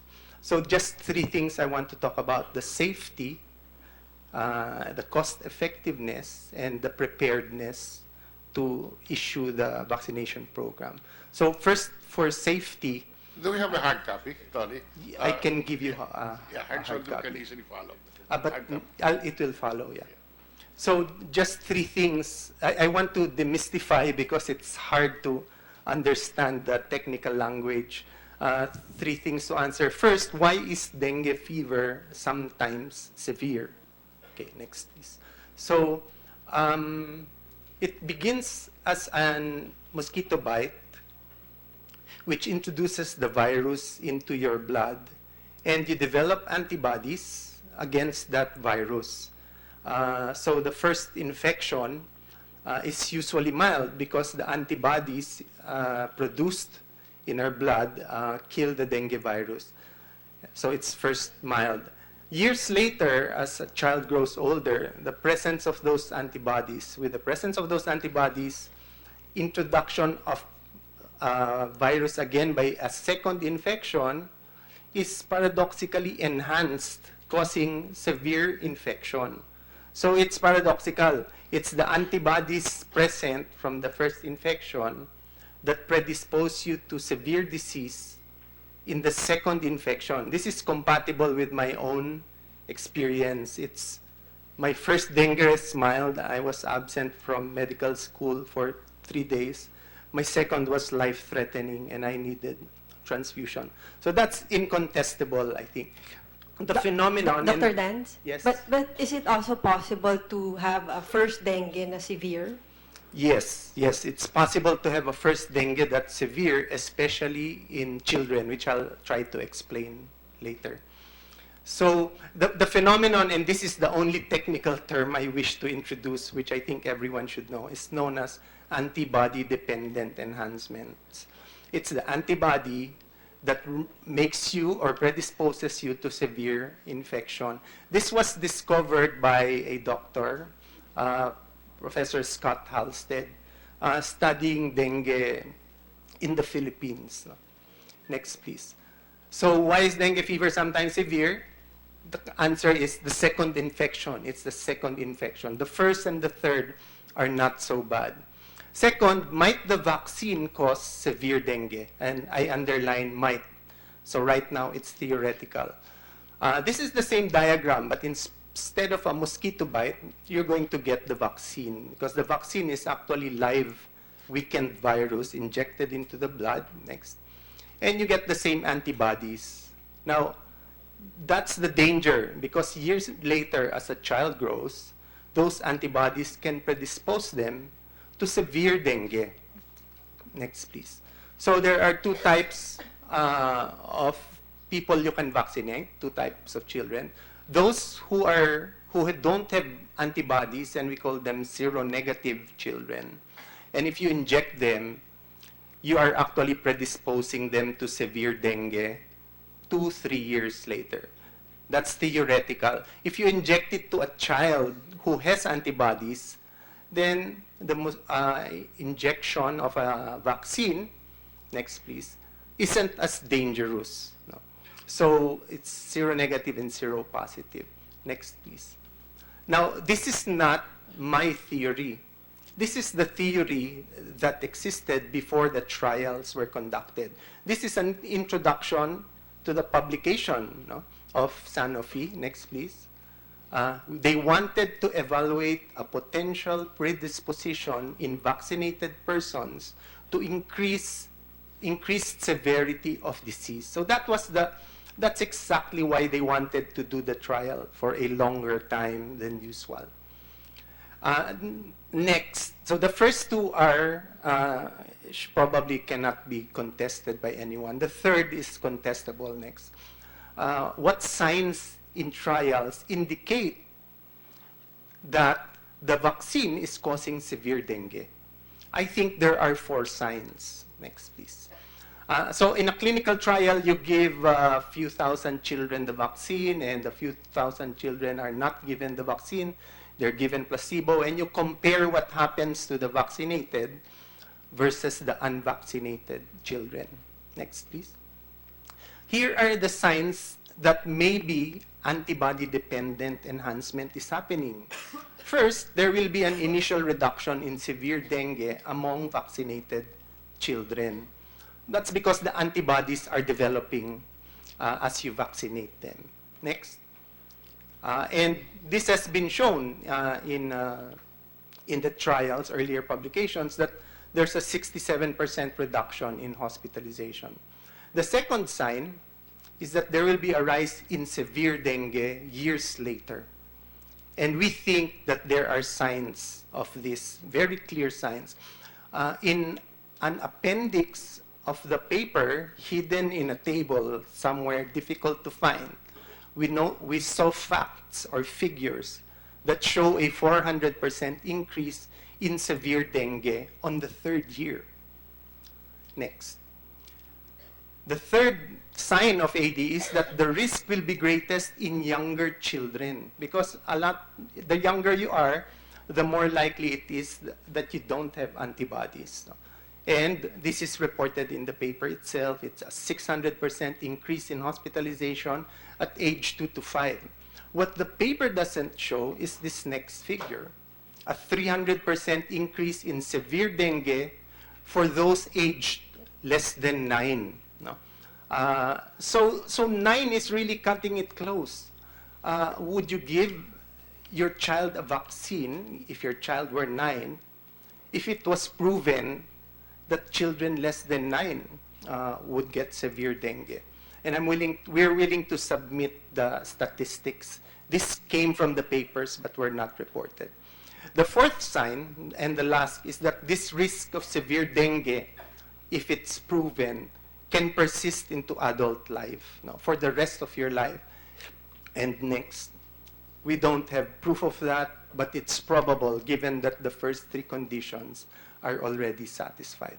Next. So what are the public policy implications? The Honorable Chairman talked about public policy. So one policy proposal is, age is important. So next, please. This is what we're recommending. Vaccinate all children aged 9 or more. And if you're less than 9, don't vaccinate. The reason for this is, next, please, is that most children aged 9 or more already have the antibodies. And most children, next please, less than 9, most of them don't have antibodies. Now, and that's where the disagreement lies. This is the root of the disagreement. There are children more than 9 who are seronegative. They don't have antibodies, and injecting them will potentially cause severe disease. So we propose, next, that these children should not be vaccinated, even if they're more than 9. In contrast, children less than 9, most of them are negative, but some of them are positive, and they can be vaccinated safely. Next, please. At the end, during the discussion of the conclusions of the paper published in the New England Journal of Medicine, this is what the authors say. Infection, next please. Severe dengue could be vaccination-induced because it could be associated with an increased risk of severe disease. So these are not our theories. These are the theories and the conclusions of the authors themselves. Next, please. The WHO acknowledges that possibility, that an increase in future risk of hospitalized or severe dengue can happen after the first vaccination, regardless of age. Next. The Philippine Society of Microbiology and Infectious Diseases has a statement, and this is a quotation. It is ideal to know the serologic status of an individual prior to vaccination. So meaning if they're negative, don't vaccinate them because it can turn out to be severe disease. Next, please. We plan, if we could, Honorable Chairman, submit a statement by Professor Scott Halstead. I won't discuss his whole CV, but his important qualifications are the following. First, next please. He discovered the mechanism for severe dengue. Second, he's a world leader in research on dengue and other arthropod-borne viral infections. And here, he published 189 articles on dengue virus, and he's been doing research for 55 years. And his statement is that the solution to the adverse effect is very simple. Sanofi should develop a test to develop antibodies before we vaccinate them. He also has a recorded video if you wish to listen after this. Next, please. So safety, we think, is not an age issue. It's an issue of whether children are positive or negative for antibodies. The second is cost effectiveness. Next, please. So what is a cost effectiveness study? A cost effectiveness study was done on dengue. It was sponsored by Sanofi and performed by an FEC member, Dr. Hilton Lam. What is a cost effectiveness study? You're just trying to make sure, next please, that the money you spend on the vaccine is commensurate with the money that you save. No? We said we're spending a lot on dengue infection, and by preventing it, we could save a lot of money. But how does that compare to the money we spend? I will not go into the actual figures, but show deficiencies in this industry-funded model. The first deficiency is that they removed antibody-dependent enhancement in the expenses. That's very important because we spend when we admit a patient for severe disease. The second defect of the economic analysis is that they assumed effectiveness for 10 years when the studies show it's only effective up to the third year and the effects are waning. So when you exaggerate the savings and you underestimate the expenditures, then the treatment looks cost-effective. I'm showing this because this was a major basis for adapting the program. Next. And then the last is about preparedness, and this deals with the health social sciences. So the first child was immunized 26 days after FEC approval. The FEC gave recommendations on how many and how to assure safety. The average time is 12 to 18 months. And these are the things that need to be done in those 26 days. The community needs to be prepared. You need to issue administrative orders. Field manuals need to be produced and translated. Next. Health workers need to be trained. Referral systems need to be activated. A research protocol on adverse monitoring should be in place. Now, this could not have been done in 4 weeks. Maybe you could argue that we could, but we believe that, next please, it cannot be done well in 4 weeks. And here's a piece of evidence to show that.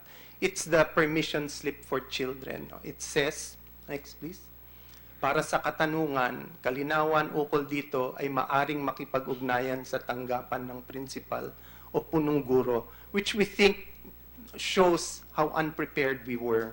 Next, please.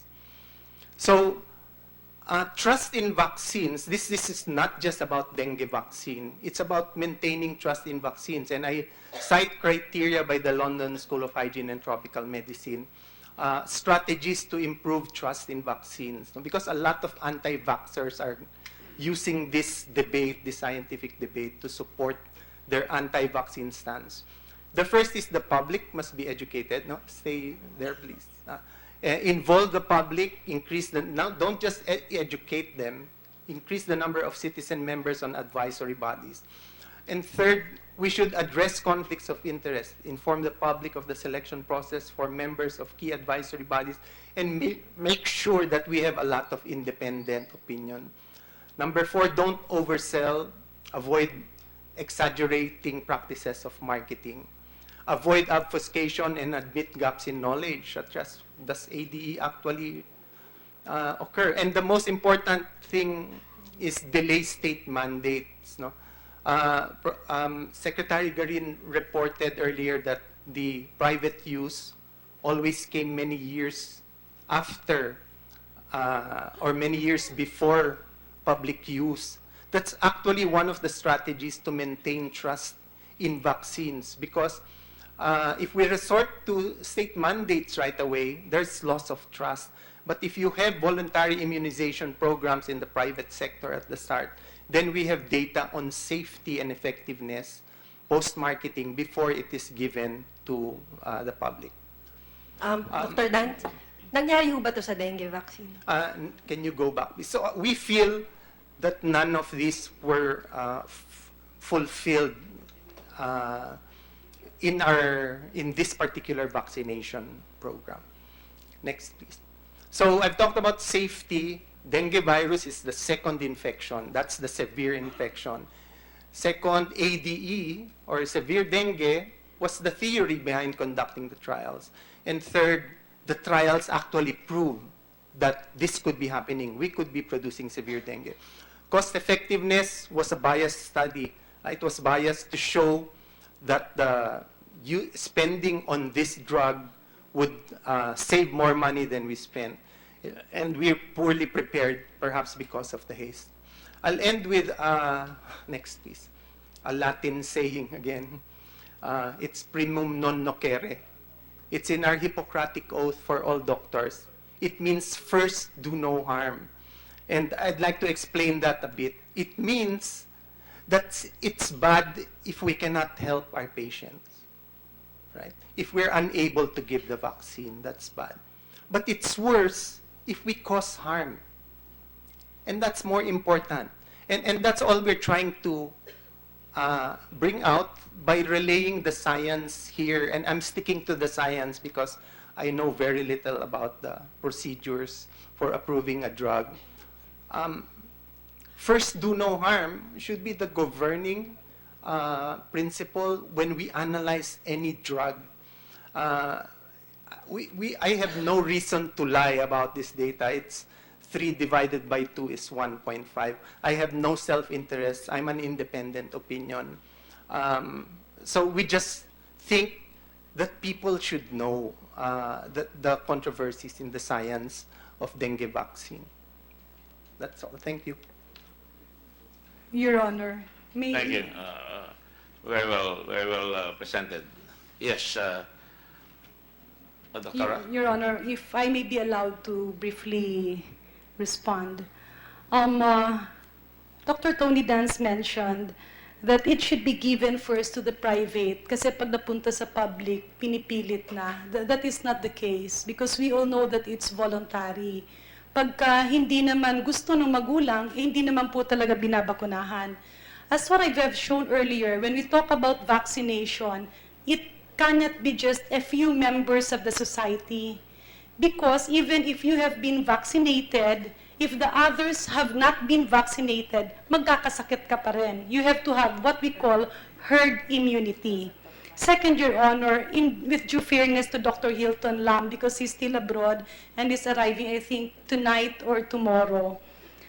Your Honor, Dr. Hilton Lam has been alleged as compromised, conflicted.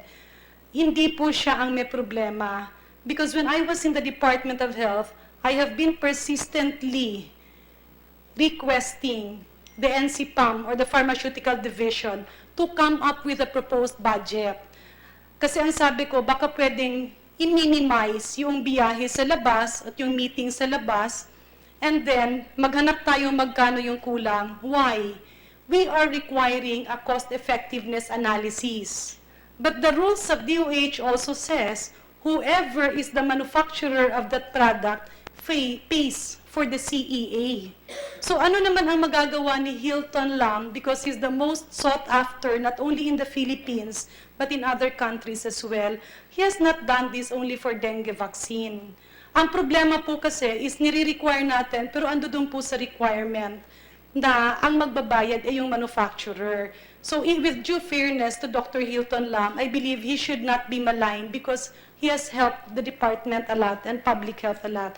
Your Honor, I respect Dr. Halsted. I've listened to all of this, but I am not... I would like to give you more time, but we have been very liberal with you. The senators are very liberal. We'll have sessions at 3, so if you don't mind, all these people named Lambs are on the Lam right now, including Jack Lam, no? So I will have Nancy Lam Binay now, because he's still here. Go ahead. Thank you, Mr. Chair. Siguro, former Secretary Garin, when you did this program, nagkaroon ho ba kayo ng orientation dun sa mga magulang? Yes, Your Honor. That's why, if with due courtesy to the chairman, it would really be better if Dr. Rose Capeding, the principal investigator of the dengue vaccine, will be invited. Kasi siya po talaga ang nagtrabaho. And then we have Dr. Lyndon Lisoy here, the program manager of dengue at that time. We have Dr. Julius Lecciones, so that they can mention that what Dr. Dance has said, we're actually done. And for Dr. Halsted, tinanong rin po namin yan, Your Honor, Madam Senator, sa WHO. And we were informed that this is a theory. Theory siya before the vaccine was developed. In the trials that was done, actual trial, on I think 20,000, I'm not sure if it's 20,000 or 40,000 children, the theory was not proven. So it's like ang theory si Eva kinuha sa ribs ni Adan, pero pag nanganganak na yung nanay, hindi mo ma-imagine na pagkunan mo yung ribs ng lalaki, mabubuhay si babae. So it's a theory, but it has not been proven, and that did not show in the trial. Before we go further to biblical connotations, which is going to be long, can you continue, please? Because there are other senators waiting. Yes. Alam niyo, I have 4 kids, and when I heard about this vaccine, tinanong ko yung pedya ko kung dapat bang injectionan yung mga anak ko. At ang advice niya sa akin is, don't do it, kasi hindi pa yung trial niyan, kulang pa. I'm wondering sa private clinics ba and hospitals, may percentage ho yung DOH kung ilan na yung gumagamit? When I left DOH, what I knew when we monitored was that there was around 40,000 doses released to private payers. 40,000 patients. But it was previously announced by you that you were going to do 1 million, right? Your Honor, pardon me, Your Honor. But you later on announced that you, instead of 40,000, you were going to do 1 million. Yes, Your Honor. Yung 40,000 po, yung sila ang nagbayad. They paid the 5,000 per dose. Your Honor, requirement po pala doon sa vaccination, kasi that's also WHO requirement, database ng mga nagpabakuna. So maybe Sanofi can give us an exact number. We will take care of Sanofi later on. Let me just make a suggestion to my colleagues. We have a lot of experts here today. And this is going to be a long investigation, I imagine, because this is very important to us. We are not siding with anybody here. We just want to be educated, all right? So, with the permission of Nancy, Senator Binay, and Senator Angara, and are on here, all of us, may we get those in favor and those against among the experts to speak out here para malaman natin? Is that okay? Would that be a good suggestion?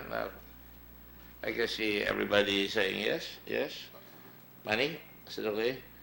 All right, so you are at 9 minutes and 7, so you have only consumed Go ahead, follow up.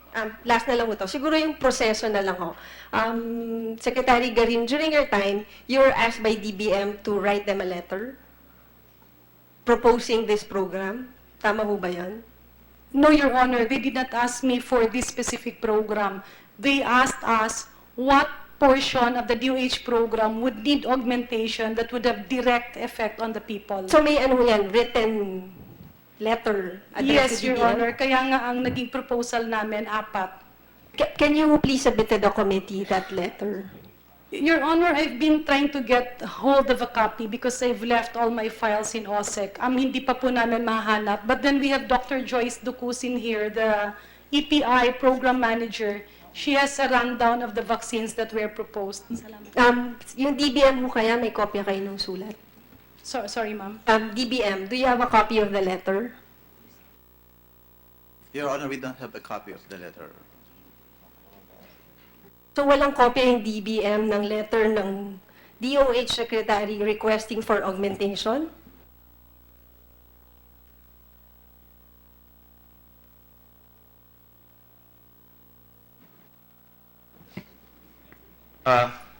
Nancy, I'm are you asking, going to make? Are you going to give us the information?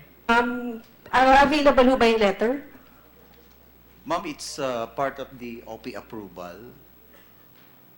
Hindi, kasi gusto kong malaman yung proseso kung kailan ho nag-request si Secretary Garin. Was it before or after the approval of FDA? Kasi na-approve yung FDA, di ba, December 22.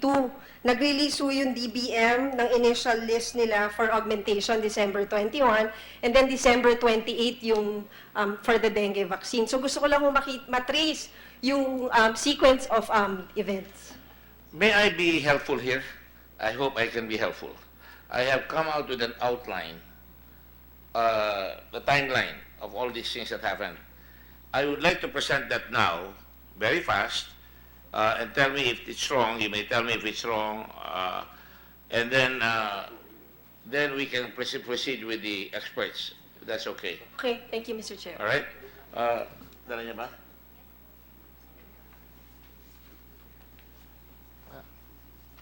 Okay.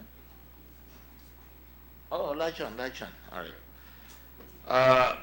There is nothing political about this. I would like to assure everybody. This is a history of how this transpired. All right? I don't want you to suggest that I don't even want you to think that I'm doing this for political reasons. I'm very concerned on the process. I'm glad that Senator Gilon and I were talking about the ages, and this is why we must really go ahead and take a look at it. I'm sorry for the editorials, no? Kasi this is a Blue Ribbon Committee. We're going to try and find out whether in fact there was undue haste or there was, whether it was indeed unprecedented. So don't mind the things that are there, but do mind the dates, all right? Let me go out and say, on November 9, 2014, on a visit by the President to China, I think for APEC, no? At the embassy, the President was visited by several folks, and this is in the official gazette. We got this. He met with John-Luc Lovinsky, Senior Vice President in Asia region of Sanofi at the Philippine Embassy in Beijing, People's Republic of China. Do you have the official gazette? Do we have the official gazette? Can you show the official gazette version? There are the pictures. And later on, he would meet with them on December 1, 2015 at Hotel Scribe in Paris. Go ahead. The official gazette, in nilabas.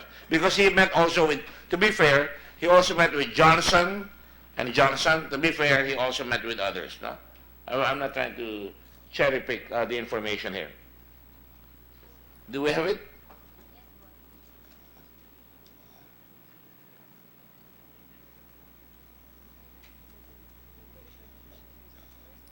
So who's supervising this? Oh, Kelly? Mabagal yung computer? Alin? Loading. Go ahead and have your lunch. There you go. The President's Day, November 9, 2014, just to be sure, APEC 2014 at 8:50 a.m. Moody's Corporation, Moody's Analytics, and then later at 5:55, the President and officials of Sanofi. In this meeting, they mentioned to the President that they have been developing a vaccine for dengue, which would hopefully be out by 2015. Sanofi also complimented the President's investment in health. The President emphasized the importance of preventive care over curative care, and that investment is investing in human capital, which provides for sustainable economic development. Sanofi was established in the 70s and headquartered in Paris, France. It is an integrated global healthcare group engaged in the research, development, manufacturing, and marketing of healthcare solutions. Okay? Is that it? Next slide.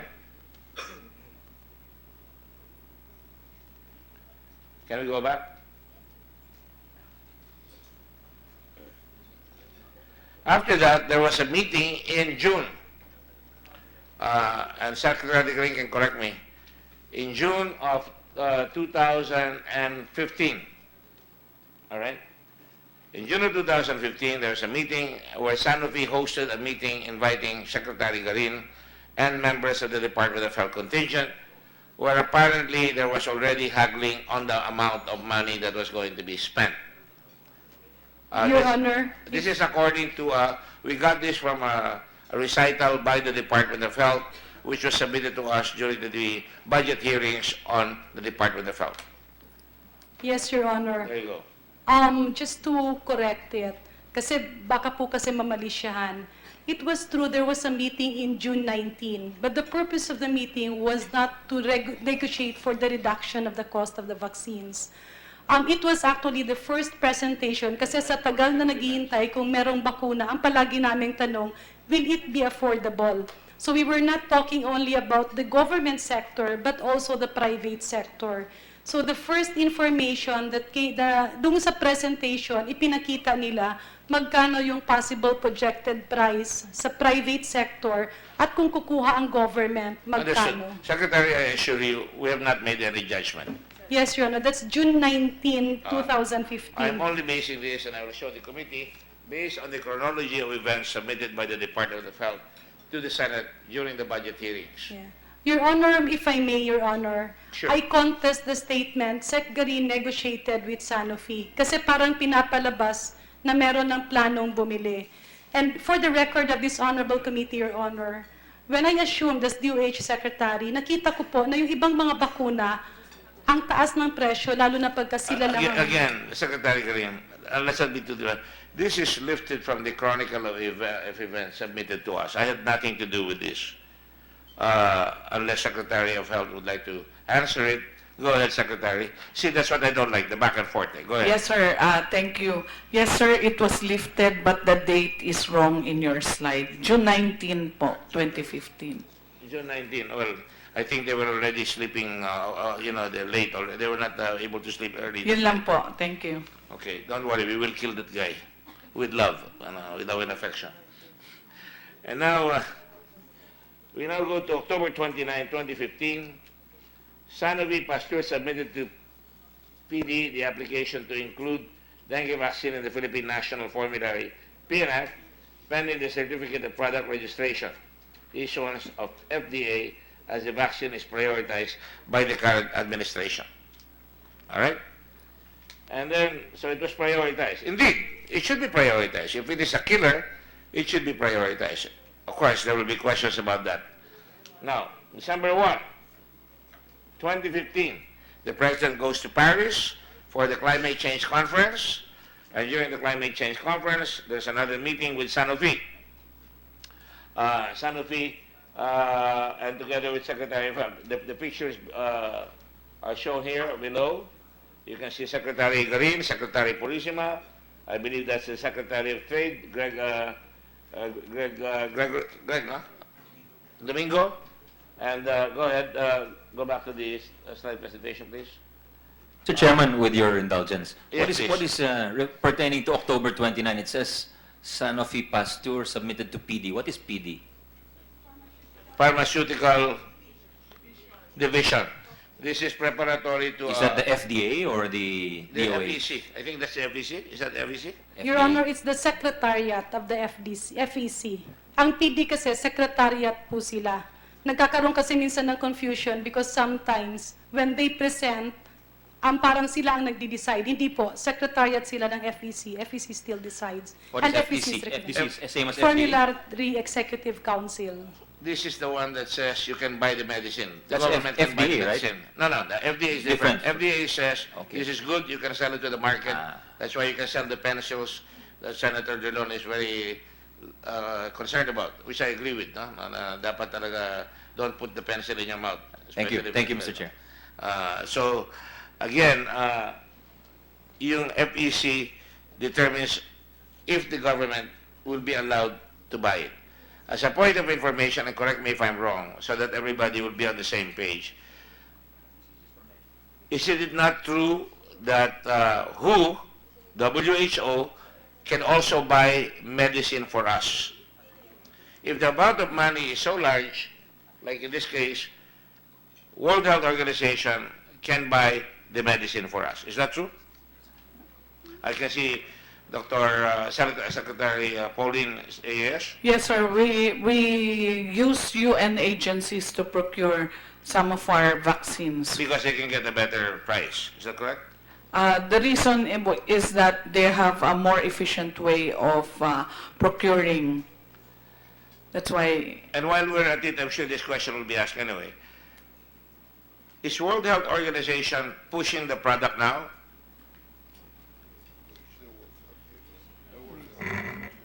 Yes. Your Honor, if I may, with due courtesy to Secretary Ubial, I disagree with what she said because WHO does not procure medicines nor vaccines for the Department of Health.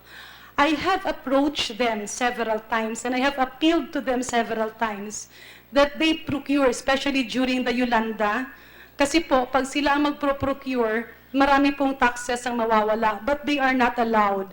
We have procurement through the UNICEF. It's the UN Agency for Children's Fund. However, there are two problems there. First, there's a 5% management fee. Second, there is a 10% buffer cost. And on top of that, when you buy from them, they only deliver it at the port. So, ang DOH pa ang kukuha sa pier, ikaw pa ang sa logistics, ikaw pa ang sa lahat. Kung may mangyari along the way, cargo mo po. Okay. So, that is, maybe the DOH officials can determine who is telling the correct procedure, Your Honor, with due courtesy to Secretary Ubial. Okay. Secretary Bial, would you like to respond? Sir, we've used the UN agencies to procure some of our commodities. WHO has imported the oral polio vaccine that we used in the 1993 mass vaccination campaign under Secretary Flavier. All right. Okay. So, again, it's give and take. Your No Honor, judgments. No judgments. Okay. Thank you. These are just factual statements being made. Your Honor, for the December one, can I give one comment? Kasi ang title po kasi is Unprecedented and Undue Haste. No, I already mentioned that. That is my fault.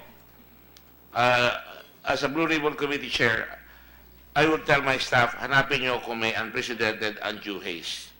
So, I will remind you that when I did the Blue Ribbon in 2009 on the CTE, I had Manila paper in the whole corridor, and we were writing out all the people who participated there, what events, what time, so that we can find out, so that we can get an overview. This is exactly what I'm doing now, so that all of us will be on the same page. That's why I'm allowing you to make comments. I already gave the caveat that the unprecedented should be ignored. That's internal to us, okay? So wala akong sinasabing kalokohan na nangyari. For additional information lang, sir, if I may, sa December 1 po. Kasi, I personally checked the briefer that was sent to the Office of the President prior to this meeting because I was not supposed to be with this trip. And then I was called because what happened in between po kasi doon sa dalawang APEC, ang dami pong nagkaroon ng meetings and dengue was being discussed until the Filipino researchers and scientists was discussed. So in several of those meetings, we proposed to Sanofi na baka pwedeng maglagay sila ng research facility in the Philippines.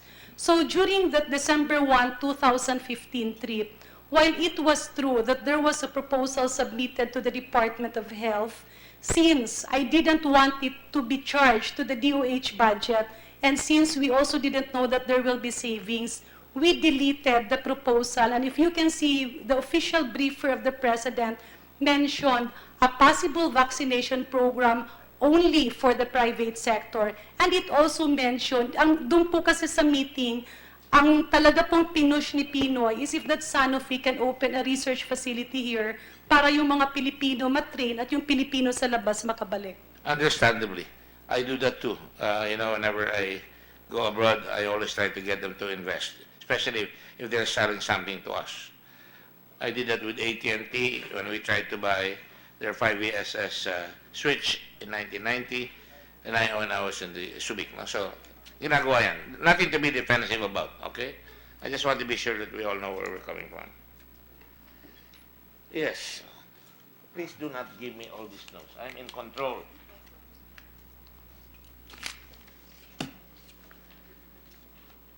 Go ahead. Next slide. December 10. Secretary Green submitted a proposal to DBM for Health Facilities Enhancement Program, HFEP, funding and procurement of 3 million doses of dengue vaccine. So that was submitted to DBM. December 22, 2015. And this is a question that I'd like to place here because I'm very transparent. After that meeting in Paris, by 21 days later, you already have an approval by FDA. Is that an approval? Yes, Your Honor. So that is an approval. Food and Drug Administration approved the marketing of the dengue tetravalent vaccine, Dengvaxia. FDA issued a certificate of product registration. On December 28, 1 week after, 6 days after, a SARO was issued. DBM asked the EPI, what is the EPI? Expanded program of immunization, Your Yeah, Honor. I just want to make sure that everybody knows, especially those who are listening here.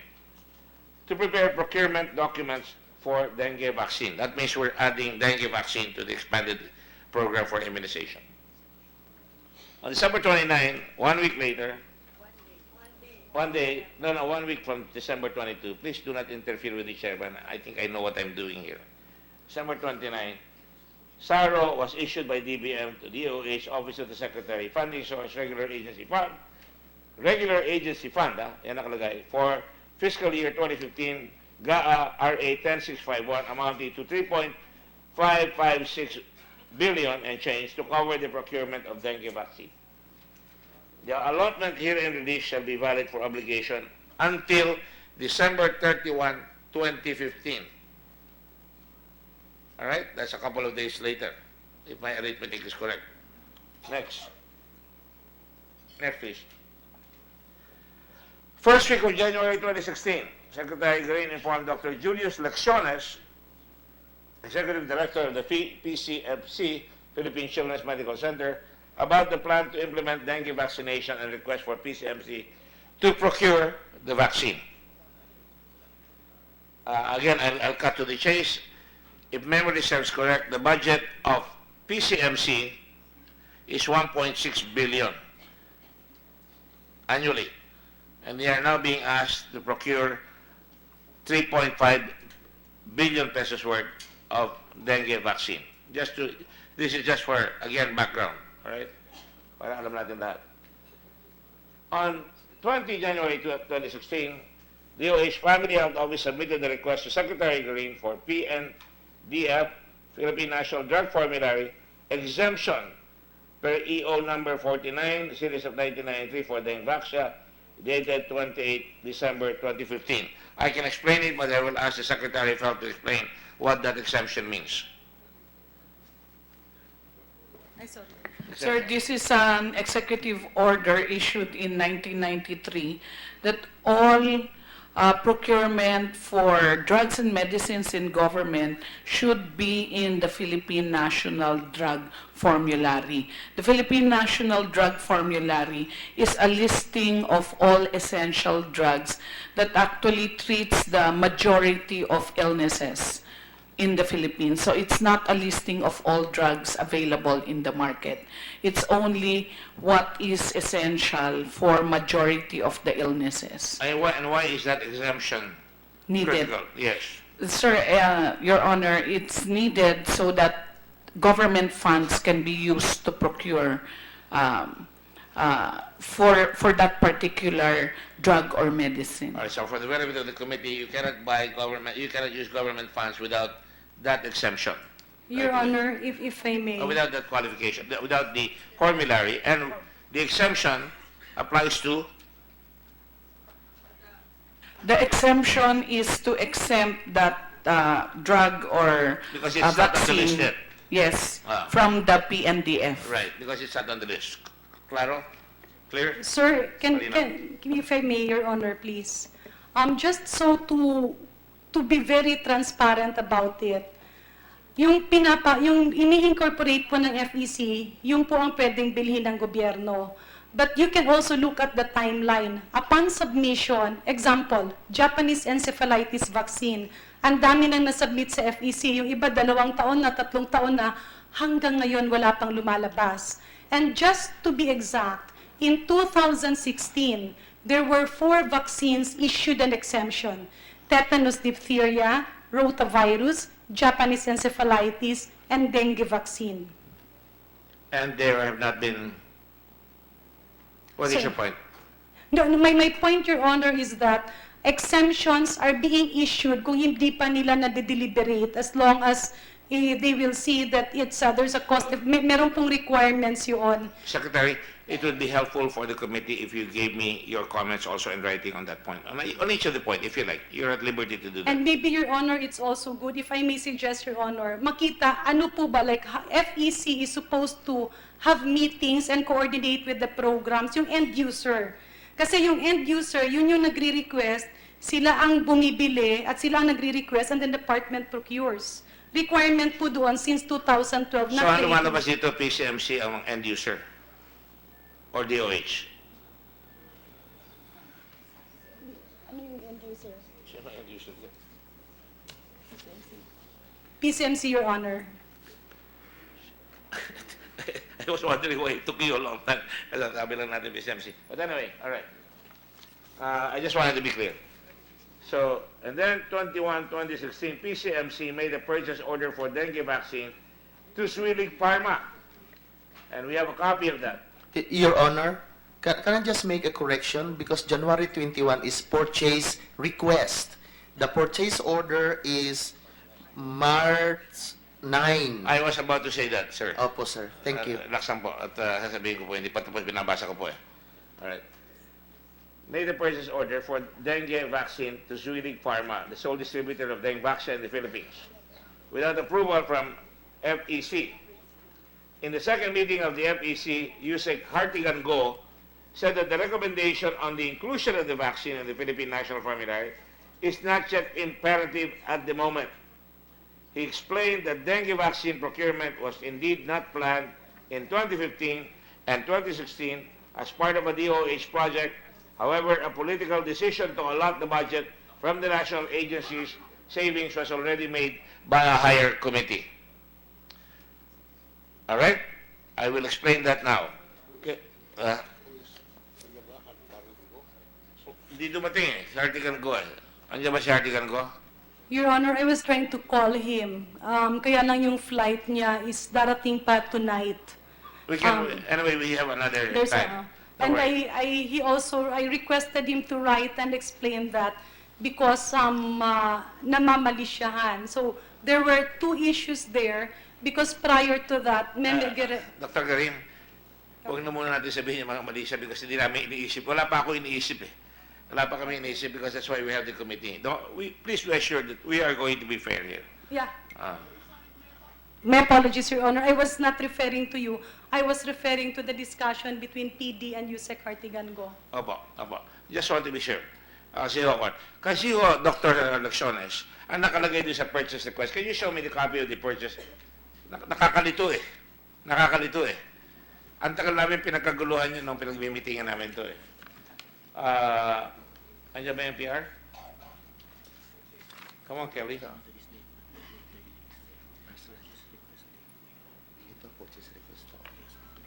I guess we have to buy a new computer. Magkaiba. I can see her saying yes. Mr. Chair, siguro habang hinahanap, pwede ko bang malaman kung sino yung members ng FEC? Yes. Are any members of the FEC here, please? I'm There you here. go. Dr. Dr. Wong. John Wong. Yeah. And what is your position there, sir? I'm one of the members of the FEC. Members. And then, anybody else? Right at the back. What is your name, sir? Could you move closer to the microphone, sir?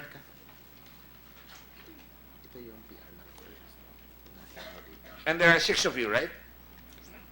I think 7. 7. Attorney Froilan Bagabaldo, Your Honor. Tony? Attorney Froilan Bagabaldo. Attorney. Yes, Your Honor. I'm the chair of the FEC. All right. NDC? FDC, the chair. Okay. Bagobaldo. And the lady that was there, are you a member of the FDC? Can I mention the names of the members of the Please do. FEC, Your Honor? Attorney Froilan Bagabaldo is the chair. Dr. Clotilde Howe is a member. Is she Dr. here? Cecilia Jimeno. Is she here? I We don't don't see them. Okay, go no. ahead. Dr. Hilton Lam. Not here? Dr. Cecil Maramba Lasarte. Is she here? Wala No. po, sir. Dr. Paul Matthew Pasco. Not Dr. here. Imelda Peña. Not here? And Dr. John Wong. So John 7. Wong and Attorney Bagabaldo are here. Yes, sir. Your The Honor. next hearing, we hope that we can invite them. Go ahead, Dan. No, Mr. Chair, they're not, are they new appointees or? Are they new appointees by the new administration? No, sir. They have been serving with the FEC for in the last administration and up to this time. Right, okay. There's no changes. All right, you can take a look here, sir. The gentlemen and ladies, that there is nakalagay dito to supplier, dealer, contractors, Zuinig Pharma. All right? And it says their purchase order. Ano po? Opo, sir. On the top, number 64609. Yes. For supplies or equipment, and then it says PR number, and then it refers to the PR number of the purchase request on January, dated January 21. That is And if correct. you- That is the referral that we were talking about. Opo, sir. And then, nalito lang po sa dates. Ah. The purchase order, if you will look at sa pinakababa, the date of purchase order, ano po, doon pa rin. Wala ho Doon pa kami rin. ng purchase request eh. Yun ang The hinahanap date ko eh. of purchase order is March 9 to 2016. That's correct po. Yun po ang hinahanap namin yung purchase Apo. request. May I kopya can- po ba kayo? Meron po, sir. I can Pakibigay provide. lang ho ninyo sa amin yung kopya Opo, para sir. hindi na kami malito. Yes, sir. Apo, sige po. So you can see March 9, 2016, yung purchase order. At nakalagay na dyan, 3 billion. Unit cost is 5,000. Alright? Dengue, tetravalent vaccine. Alright?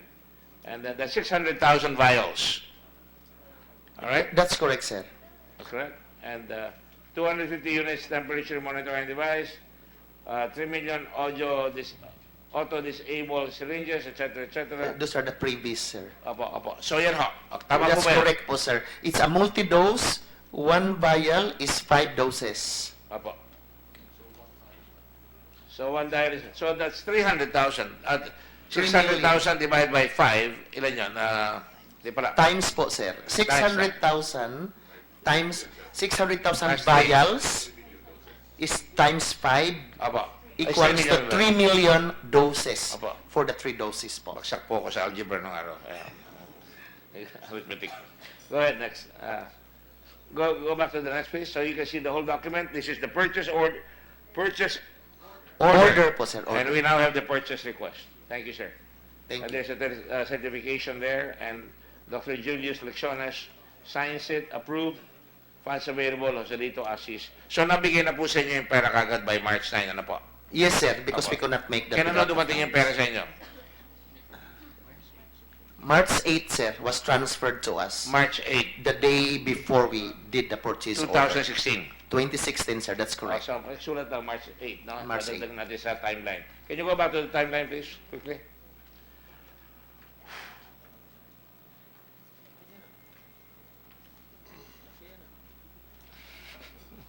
Mas malaki sa binabayad sa boxing.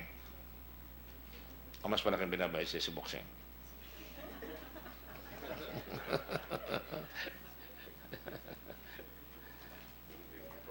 Can we have a faster computer, please, next time?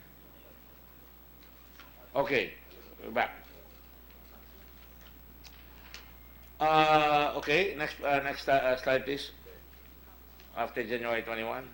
February 2, DOH issued the certificate of fund availability to PCMC.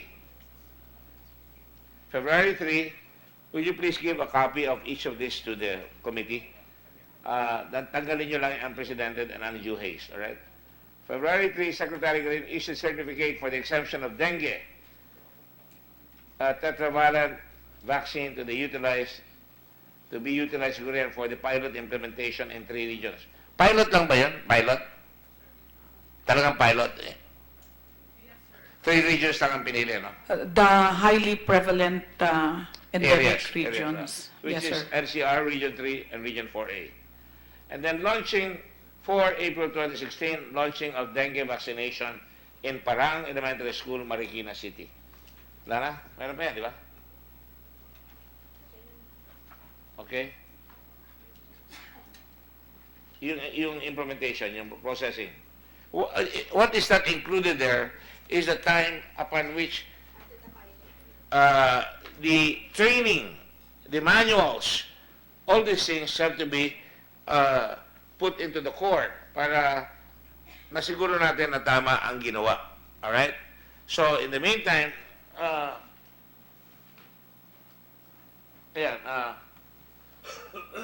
baseline survey data collection from February to March 15, 2016.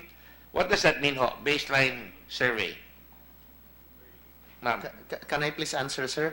The baseline survey is... So you are now in charge of this already, no? Okay na. Yes, sir, I'm part of the technical committee. No, hindi yung part.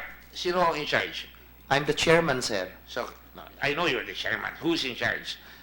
I am, sir, on the top So you're the chairman. Apo. of the implementation committee. Sige. Opo, sir. Because it's also one of the requirements or suggestions of the FEC Apo. that we conduct a baseline epidemiologic survey, Apo. which we did. Epidemiologic survey which was done by the Epi Bureau of DOH, surveys the baseline Of the pilot. already occur of the pilot areas, Region Apo, 3, 4A, and NCR, of what is already the illnesses occurring already. So sinuri nyo kung dyan dadalhin. Lahat po doon sa region na yon, what is the prevailing na mga sakit even before mag-implement. Ilan ang may fever na, ilan ang may... You know the background, baseline of what are the ongoing Opo. illnesses in the locality so that we know before we implement. Opo. So March 2016, Health Secretary Janet Green said that DOH would start the vaccination program. May I ask you, sir, kailan nyo ho in-issue yung mga training manuals ninyo? Kailan po ninyo training yung mga... Sino po ba nag-implement dito? Hindi po ba mga... We had training schedules. The training schedules of NCR to February 2 to 3, Region 4A, February 4 to 5, Region 3, 9 to 10. And we have already provided them all of the training materials even before, because even in January, while all of this is ongoing, hindi kami nag-sequential. We're already preparing January also. pa, handa na kayo? Yes, sir. Nagsimula na po kami maghanda. Anong date ho sa January? The first meeting is February 27, the formal one, wherein we have created the technical committee. Kailan ho yun? But 27 is the first meeting, but January or February? January po, sir. January. January 27, but starting January 15, we already conducted consultations and organizational meeting. January 15.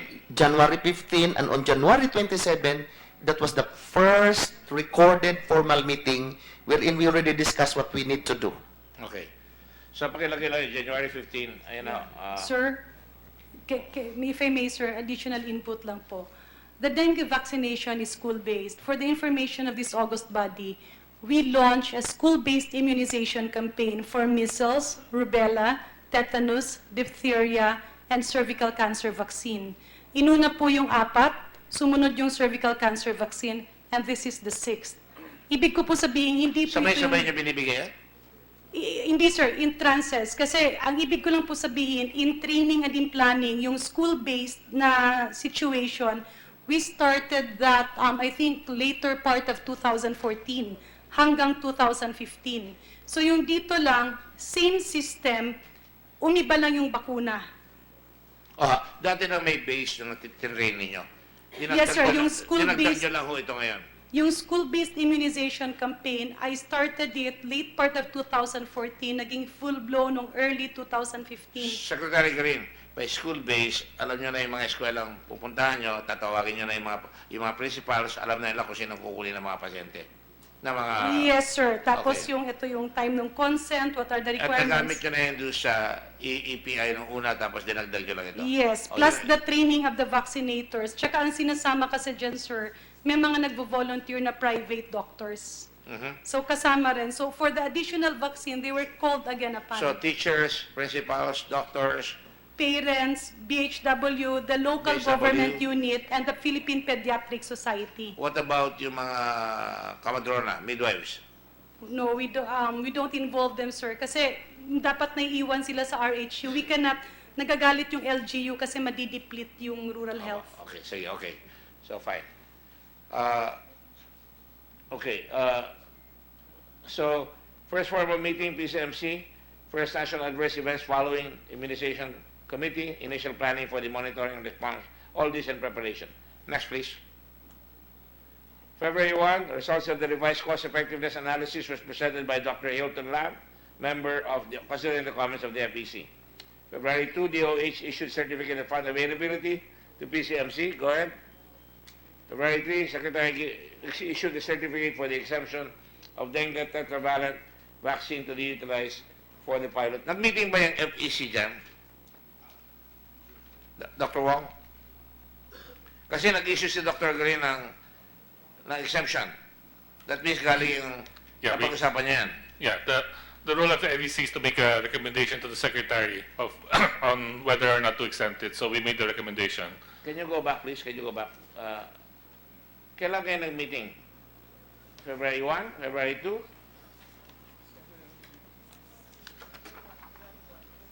February 1? February 1, Your Honor. February 1. That is the formulary executive council. Yan yung magdedetermine kung ano yung kwan. Okay, so nag-meeting. And at the same meeting, there was a decision to recommend. Yes, we made a recommendation to implement the vaccine with conditions to ensure safety. What was it a debate? Was there a debate? What did you outright say we will recommend? We listened to the study presented by Dr. Lam, but we had issues with some of the assumptions made by Dr. Lam in the study. But in the end, we thought that the vaccine was recommended for highly endemic regions, so we recommended that. But we also imposed conditions to ensure safety. So you recommended after debate, and then you imposed conditions. Yes. And what were those conditions? Your Honor, if I may read. Please go ahead. So, number one is phase and localized implementation of the vaccination program contingent on the readiness of the local government unit and the schools to appropriately implement the said program. Considering that the vaccine has never been administered at population level, there may be unknown risks which could be better managed and contained with the phased implementation. Second, stage procurement because of uncertainties in the clinical and economic value of the vaccine So as more information is gathered during implementation, the DOH may negotiate for a better price. The Third, DOH can negotiate for a better price. yes. Did you think the price was too high? Even based on the cost effectiveness study by Dr. Lam, the price was too high. Too high? Yeah. Okay, go ahead. Number 3, there should I'm be getting this information only now. I've not gone. Our research doesn't show that. Your Honor, can I be clarified on that? So that, Mr. Chairman. Yes. Mr. Chairman, with due respect to former Secretary Janet, may I just add some comments which are directly related to the statement of Dr. Please Wong? go ahead. Only because, and again, I apologize to our resource persons, just to put this in at this point in the discussion, because I have to leave at 1 o'clock for another committee hearing that I have to chair, and I hope to ask my hopefully useful and helpful questions next hearing. But regarding po, Mr. Chairman, the meeting or the meetings of the FEC. yes, of the FEC, the full name. Formulary Executive Committee. Council. Yes, the meeting that Dr. Wong, I have information that the meeting that Dr. Wong mentioned, where the FEC recommended The use. yes, they recommended provisional exemption with the following conditions already cited by Dr. Wong, was the third meeting on this agenda. According to my information, there was a first meeting here of the Formulary Executive Committee, or FEC, where dengue was discussed and debated. Correct me if I'm wrong, Dr. Wong, January 7, 2016. And at that meeting, the committee did not want to include it in the national formulary, so the committee did not approve a provisional exemption for the use of the vaccine using government funds. Additionally, Mr. Chairman, according to my information, on January 27, 2016, a second meeting of the FEC, the debate ensued and in the committee. The committee did not agree to give a provisional exemption to purchase Dengvaxia using government funds. And then finally, again, Dr. Wong, please correct me if I'm wrong, on that meeting, so it was the third meeting, February 1, 2016, third meeting of the FEC, and the debate ensued. The committee agreed on provisional exemption with the following conditions, as already laid out by Dr. Wong. In short, FEC provided a recommendation for provisional exemption for limited use of Dengvaxia, requiring small and incremental introduction, including zero prevalence baselines, adequate preparation on the ground, and monitoring. So just to give Thank you. out of due respect to the FEC, just to show the length of time and the care that they devoted to this process, which is one of the two things I wanted to ask questions about, to this process before, in fact, coming up with the that a recommendation document for you're provisional reading? exemption. It's just a matrix of my information, Mr. All right, Chairman. okay. So, Mr. Chair, with your indulgence, perhaps we could ask for a record of those meetings. right. That's a good suggestion. Can you do that? Yes, we can provide that. The minutes? Yes. Because I'm told here, according to the matrix of Senator Rizal de Veros, that there was obviously debates, no? That's why I was asking, because mabilis masyado itong nangyayari dito. You have to admit, mabilis, no? Not without, again, any malisya. So, nagdebate kayo. So, una, hindi kayo pumapayag. Second, hindi pa rin kayo pumapayag. Finally, pumayag kayo, provisional pa. At pagkatapos, may issue pa doon. So, pinag-usapan, no? In other words, tapos kailangan, meron kayong conditions including yung zero negative, zero positive in address niyo, di ba? Yes. Mr. Chairman, I just would like to say that as a member of this, a participant in this hearing, I'm not yet decided in my mind if in fact it was fast, too quick, or hasty. But I do want to ask those questions about the process and about the science. Thank you, Mr. Chairman. I was suggesting na mabilis nga because from the standpoint of the administration at that time, kailangan eh. At dahil dyan, ang bilis-bilis nga na nakita nyo, ang SARO, alam nyo naman, mahirap kumuha ng SARO. Mahirap rin magpabilis dito, nabigay ka agad yung pera. So, we just want to be careful. We're doing our due diligence as well. So kindly give us a copy of that, okay? So we can Yes, Your Honor. speed up. Because that will be the focus of, I suppose, questions later on, all right? We'll just go ahead. Can we move faster here, please? All right, and then there's a certification issued by Secretary Garin. Is that really the function of the Secretary to issue that, or is it the formulary? Or the Your FPC? Honor, the Formulary Executive Council is recommendatory, and who approves and disapproves it is the Secretary of Health. Upon advice, ayan, of course. Thank you.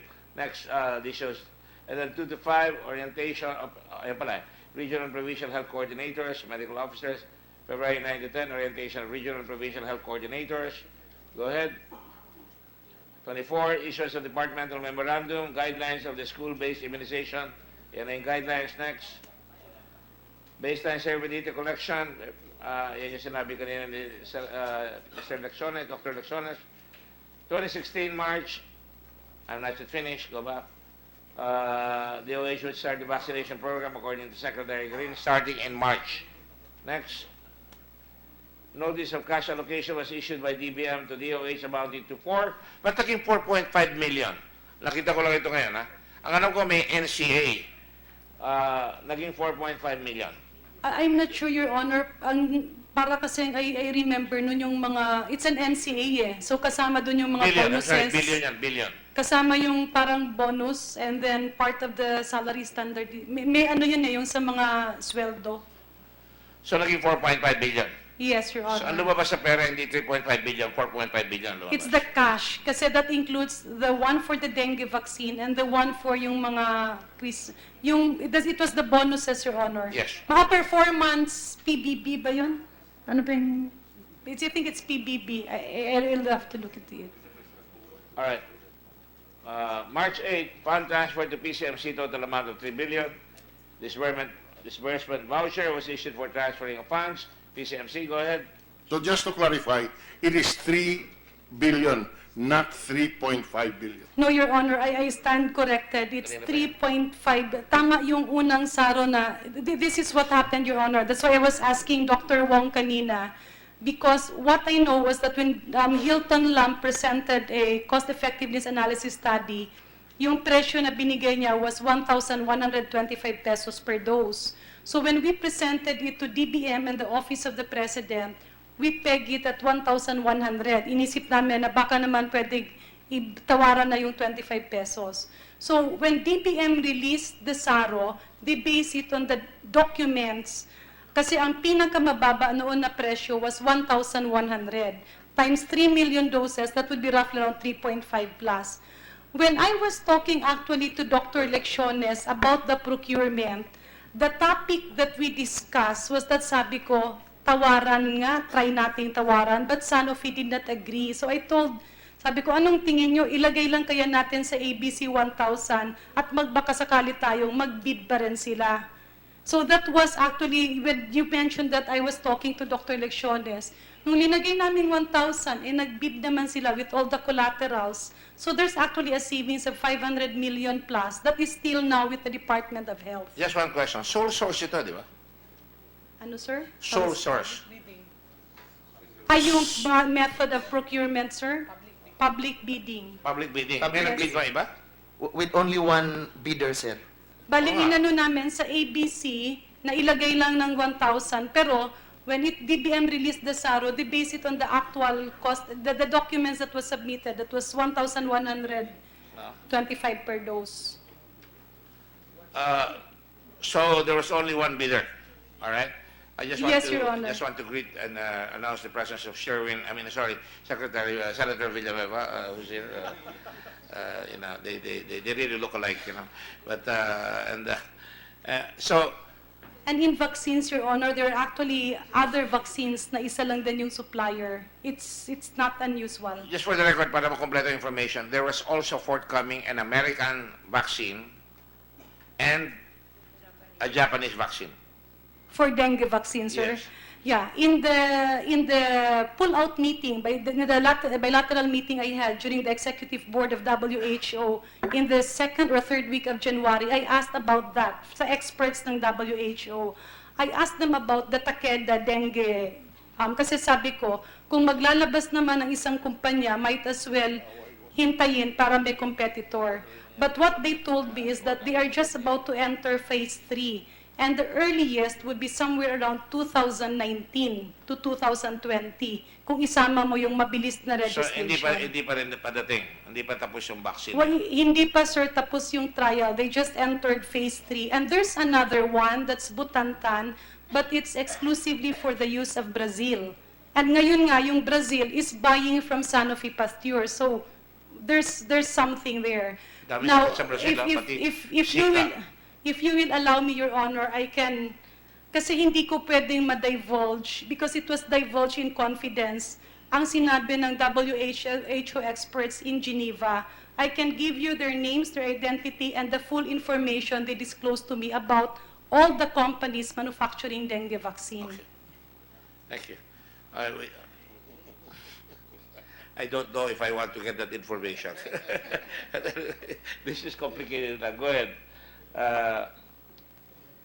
March 9, purchase order was issued. We already showed you that. March 11, 2016, the constitution of the NAEFIC was released. March 14, delivery of collateral peripherals. Parang election ito, no? Deliver na yung dokumento, no? And then go ahead. 15 March, delivery of 200,000 multi-dose to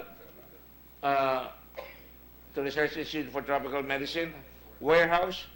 Bakit nga ba hindi ginamit ang RITM dito? So, ginamit yung hospital?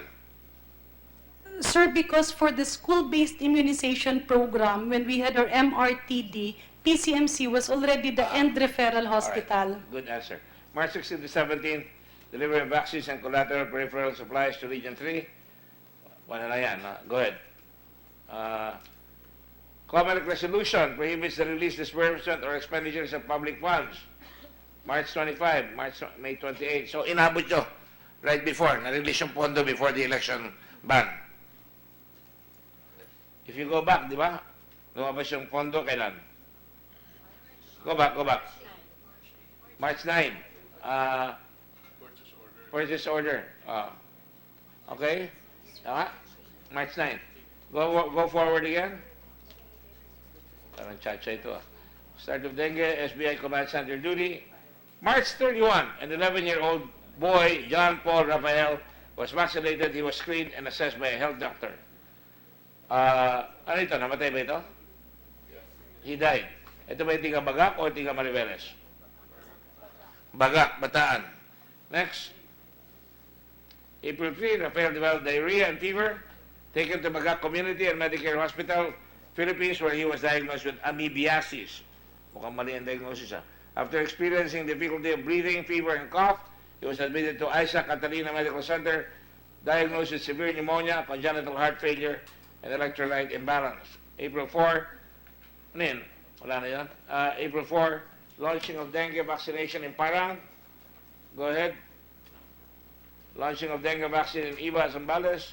April 10, Rafael was transferred to the Bataan General Hospital, but died the next day after suffering cardiac arrest. The case was presented to the DOH's National Adverse Event following immunization.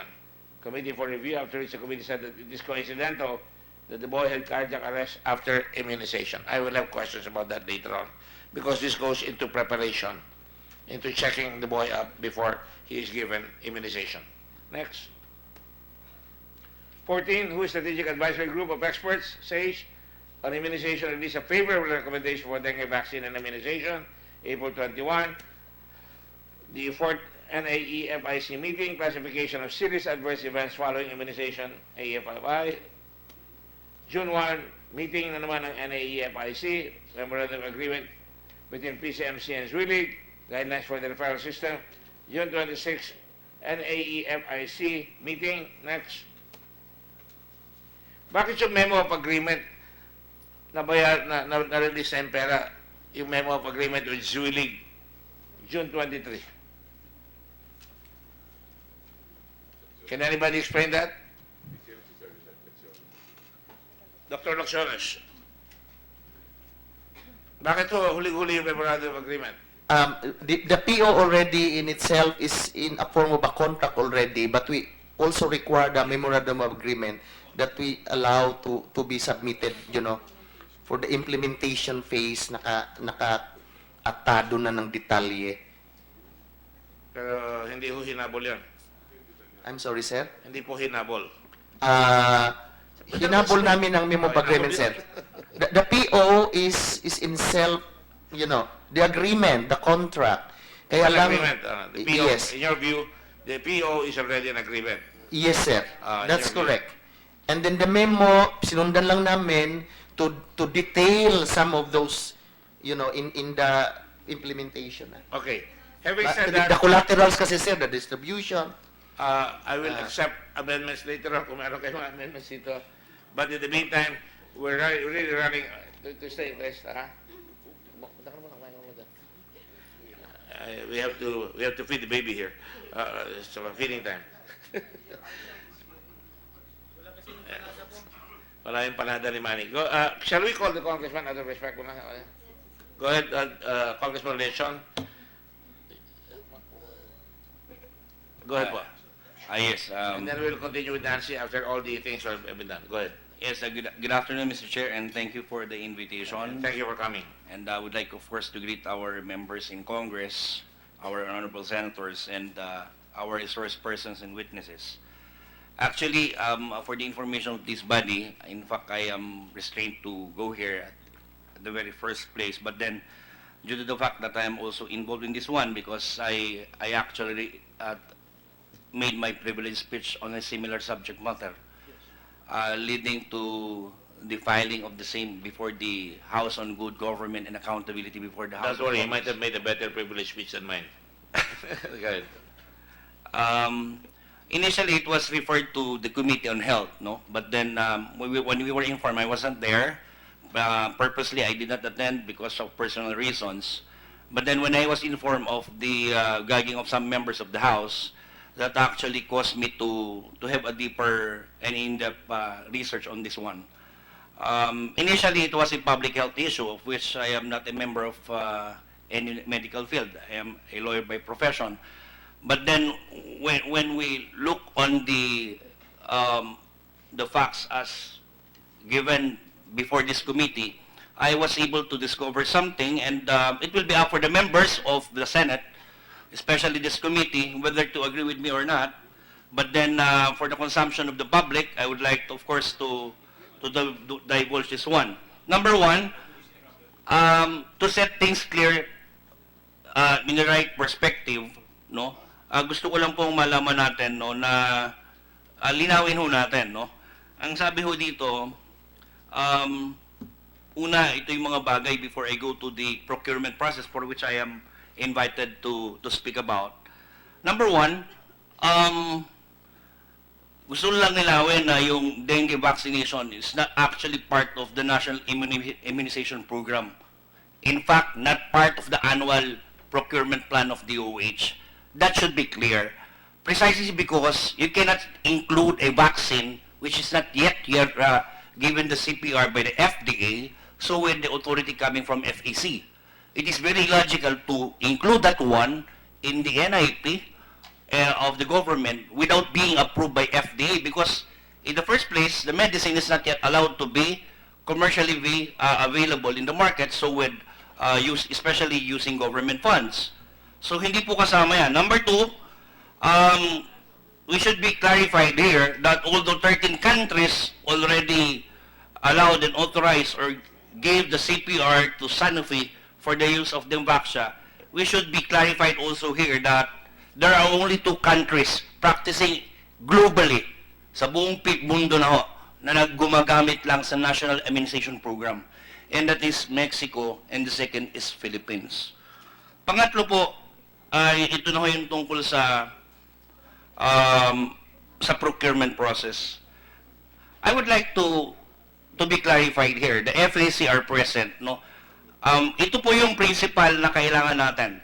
Ang gamot po para maging available na bilhin sa butika, kailangan mabigyan ng CPR or Certificate of Product Registration coming from FDA. Now, even that product or medicine is given with CPR, it will not be available for government procurement if it's not listed in the PNDF or the Philippine National Drug Formulary, which is being approved for exemption by the FEC.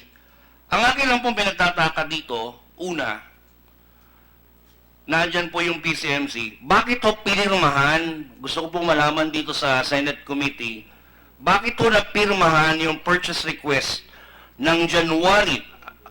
I've been in the local government for quite some time, and I am quite acquainted with the procurement process.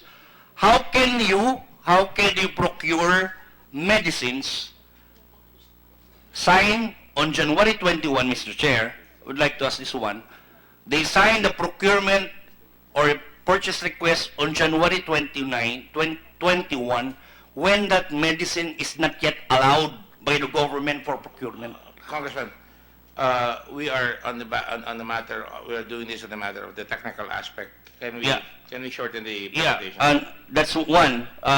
The purchase request was signed January 21 with when the FEC came out later, and that is February 3. Number two, that's not included in the GAA of 2015. Granting for the sake of argument that the augmentation fund is allowed under the Supreme Court ruling on DOP, that should be included in the annual immunization program of the government of the Philippines. So Mr. Chairman, take with all due respect to our good colleague, Congressman Gatson, maybe we can go back to our resource persons from the Department of Health. I already said that, Your Honor. I already said with all that. due I'm respect, just asking him to finish up. Yes, please. Yeah. At ito lang ho, yun yung finally, I have so many things to say. Ito lang ho yung tinatanong ko lang. I have all the minutes of the FEC. There were grand debates there. They were actually not favorable of giving it out. But as stated in the slide given by our dear chairman, there was a consideration or convincing made by Yusek Hartigan-Go. It should be noted, Mr. Chair, that very clear that the exclusive distributor of Sanofi is Sulig. Yes. Yeah. We're aware of that. Yeah. So, can we finish? And Yusek Cardigan-Go is the executive director of Sulig. So there is actually apparent and manifest conflict of interest to the one convincing the FEC to issue the provisional exemption and the one being involved with Sanofi. Okay. So that's actually... In view of that information, the chair would like to make sure that Hartigan-Go be present here, because that's a very, very potent statement here that the chairman was not aware of, and therefore we will expect Hartigan-Go to be here next time. At any rate, Mr. Chair, Comsec, please I please make sure that he is here at the next meeting. And please finish up, because we have a lot to go. Yeah, I'm actually done, Mr. Chair, and thank you for the invitation. Thank you very much. I appreciate it. Mr. Chairman, if I may, just for the record, because when this allegation was also put forward, it also put me on my toes when I learned, when there was this allegation that Yusek Ken Hartigan-Go, who was Yusek when I was in DOH, was the president of Zwelig. But then when So I he's checked... president of Zwedig. Hindi po, sir. When I checked with the one who's handling our LGUs, he used to be the former president of the Zwelig Family Foundation. That's not related to the pharmaceutical company. Secretary, you've already taken note. I do have one important person, and I will ask the committee for their pardon. He came all the way from Bataan. Can we present Mr. Ramirez here?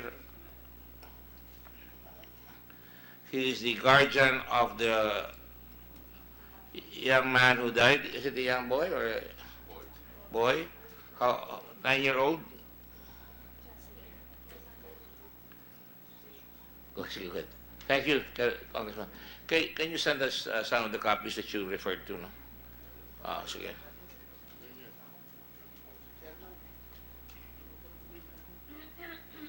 Why, you have a problem with Bataan? Mr. Chair.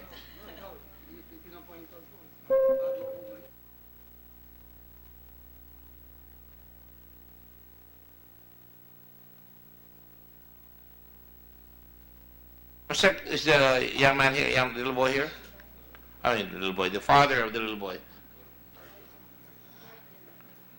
or the guardian of the little boy. Is he here? Mr. Ramirez, are you here? Where is he? Pakihabol lang. In the meantime, is there any expert from the government? Your Honor, may I request the program manager of dengue when this was implemented, Dr. Lyndon Lisoy? Yeah, he's also an expert.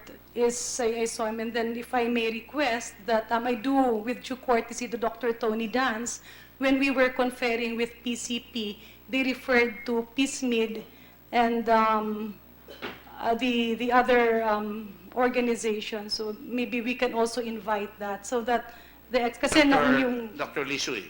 Dr. Lyndon Lisoy is here. If he can shed light on the Halstead theory. So you want to contest the Halstead theory? Your Honor, I am not personally contesting it, but we had it discussed several times when the vaccine was also being discussed. And again, we were told that it's a theory. It was not documented during the actual trials.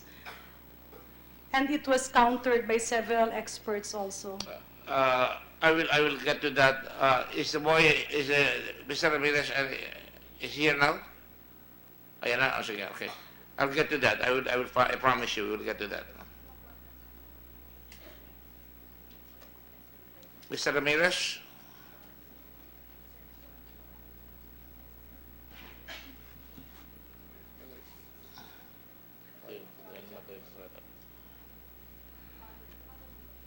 Guardian.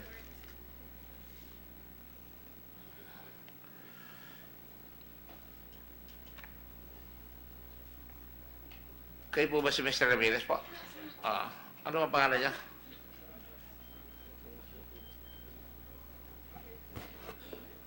Tatayo na pa. Pakuli. Pakitaas ang kanang kamay. Kayo po ba ay nanunumpa na ikaw ay magsasabi ng katotohanan po, katotohanan at bawang katotohanan lang? Yes, sir. Maraming salamat pa. Okay. Ginoong Ramirez, kayo ang guardian ng bata na namatay sa Bagak ba o Mariveres? Bagak po. Bagak. Opo. So dalawang bata sa Bagak ang na disgrasya dito. Ha? Yung kanina sinabi, yung Paul? Kayo yung John Paul, yung apo niya. I'm meeting the witness for the first time. I have not even discussed anything with him yet. Because we had to make sure that the protocols were properly followed.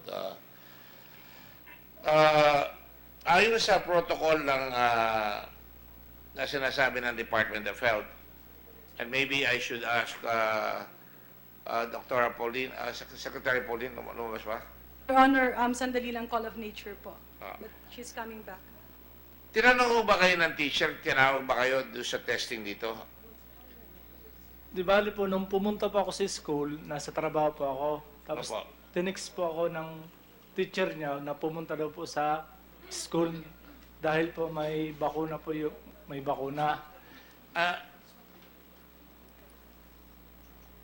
Yung pong bata ay hindi nyo anak, pamangkin nyo? Pamangkin ko po. Aha. Saan ho ang magulang niya? Di bali po, ano na po eh, wala na pong magulang siya. Kumba't yung papa niya patay na po. Ang mama niya? May iba na pong pamilya. Sa makabilang bahay na? Okay. Hindi, nag-asawa ko mong iba. So, sa inyo yung bata? Opo, kinuha Siya lang ho yung bata na nasa inyo? Lahat ng kapatid? Dalawa po. Dalawa? Opo. Saan ho nag-aaral yung bata? Sa Overland po. Overland Overland. Elementary School. Elementary school. Ang procedure, correct me if I'm wrong, because I just read it very, very fast. Tinatawag ang magulang at sabi, libreng bakuna. Yung ba sinabi niya, libreng bakuna? Opo. Ano pa sinabi sa inyo? Kasi ayoko naman i-lead kayo. Ano ba sinabi sa inyo? Di po, nung may libreng bakuna po, para may sinabi sa akin si John Paul na, Tito, may libreng bakuna po dahil sa dengue. Tapos nung pumunta ako ng orientation, pagpunta ko po, tapos na po. Aha. Tapos umuwi na po kami ng pamangkin ko po. Umuwi na kayo? Opo. So hindi kayo na-orient? Hindi po. Sinabi lang libreng bakuna, pagpunta mo doon, nahuli na kayo sa orientation. Opo. Kayo ba pinapirma later on bago bakunahan yung bata? Anong Hindi sumunod na engagement? Binakunahan na kagad yung bata? Opo, nung time na nag-text naman yung teacher niya, nung babakunahan na po, may sakit pa po siya. Ano ang sakit niya? Sinat po. May sinat? Opo. Dati ba may lagnat? O Opo. sinat? Gumaling na yung sinat? Gumaling Magaling na na? po. Aha. Tapos nung So hindi nag-uumpisa yung sinat, manang bagong sakit. Dati siya may sakit, pagaling siya. Opo, pagaling. Ah. Tapos nung magaling na siya po, pumunta sa akin. Tapos dinala ko na po si school. Tapos sinabi ko po doon sa may bakuna nga, sinabi ko po doon sa may teacher na, Ma'am, kagagaling lang po yan na sakit. May sinat pa po yan. Pinapasok siya po sa room, tapos pinagpahinga po siya, maya po, tinurukan na po yung bata. Tapos pinagpahinga naman po siya, parang may dinaing po yung pamangkin ko po na sumakit yung ulo niya, binigyan po siya ng paracetamol. Tapos umuwi na po kami noon. So, binigyan siya ng bakuna, tapos binigyan pa siya ng paracetamol. Opo. Sino nagbigay sa kanya? Yung teacher niya po. Yung nagbakuna, sino nagbakuna? Yung kasama po sa DOH po. DOH. Opo.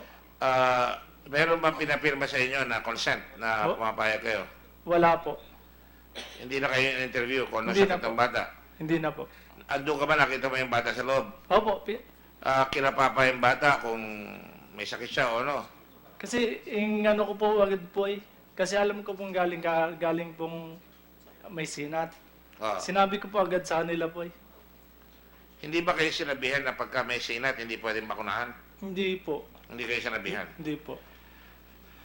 So, ano nangyari? Binakunahan siya, tapos inuwi nyo, tapos ano nangyari? Tapos nagpahinga yung bata, mga ilang araw po, parang may iniinda na po siya. Anong iniinda niya? Parang may masakit na, nahihilo lagi siya. Tas, Ilang araw pagkatapos ng bakuna ho yan? 2, 3? mga 3 po. 3 araw. Parang ganun po. So, nahihilo, tapos ano po nangyari? Tapos yun po, yung asawa ng ano ko, asawa ng kapatid ko, siya po ang nakita, dinala niya po sa hospital kasi nga, pinatingnan niya po parang iba Yung na po kapatid niya yung- babae? Asawa ng kapatid niya? Opo. Babae. Sila po ang nagdala po sa Medicare tsaka sa ICMC kasi wala po ako na nasa trabaho din po ako. Saan nila? Sa Medicare lang po muna. Medicare. Ano Opo. yung hospital o clinic? Clinic po. Ano po nangyari pagkatapos? Sila po yung kasama siya, asawa ng kapatid ko po. So hindi mo alam kung ano Hindi nangyari? ko po alam. Hindi mo sinabi doon sa teacher o hindi mo sinabi sa health na nakasakit siyang bata? Hindi na po Wala kayong suspicion na maaaring na ganap yan dahil binakunahan siya? Opo, wala po kaming gano'n na idea na galing So ano nangyari sa Medicare? Inanoon po siya sa Amida po. May amoebiasis? Opo, yun nga po. Nagtatae? Opo. Nagtatae? Kasi yung asawa ng kapatid ko, yung pang nagdala po sa Medicare. Kasi po, nasa trabaho din po ako. Tapos, mga ilang araw po, yun nga, nakita naman po, dinala na po sa pinano po sa Balangan na po. At sigurado kayo, walang sinabi sa inyo ng gobyerno? Wala po. Hindi kayo prepara? Hindi po. Hindi sinabi sa inyo na wala kayong sakit? Yung bata, may sakit ba? Walang Wala po. iniinda? Wala po. Okay, so walang usapan? Walang pinapirma sa inyo? Wala po. Sigurado ka? Opo. Baka may pakita dito mamaya, may Wala pinirma po. kayo? Wala. Sa kamag-anak po, wala? Wala po. Yung bata, pinapirma? Wala po. Yes, Dr. Pauline?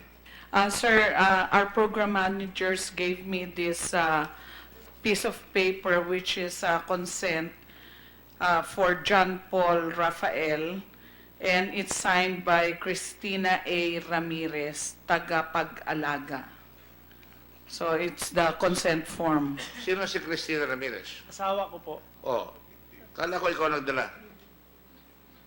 Hindi pa ako nagdala po si school. Paano nakapirma si Cristina Ramirez lang? Ba't dinala po yan ng bata sa bahay po? Pero ng bata sa bahay. Opo. Pinapirma siya. Opo. Okay, hindi mo sinabi. Okay. So, pumirma. Hindi ka Opo. pumirma, pero Hindi. yung si Cristina, ano yung si Cristina? Asawa po. Asawa mo, pumirma siya. Opo. Parang Kasi di ko na po nakita yun. Si Christine Ramirez, nandito ba? Yung asawa niya. Siya pumirma, dapat malaman natin. Pakitakbo lang ho dito sandali. I'm sorry, I did not prepare this witness. I did not, neither would I seek to, hindi ko ilanda ito. Ngayon lang tayo nakita, di ba? Opo.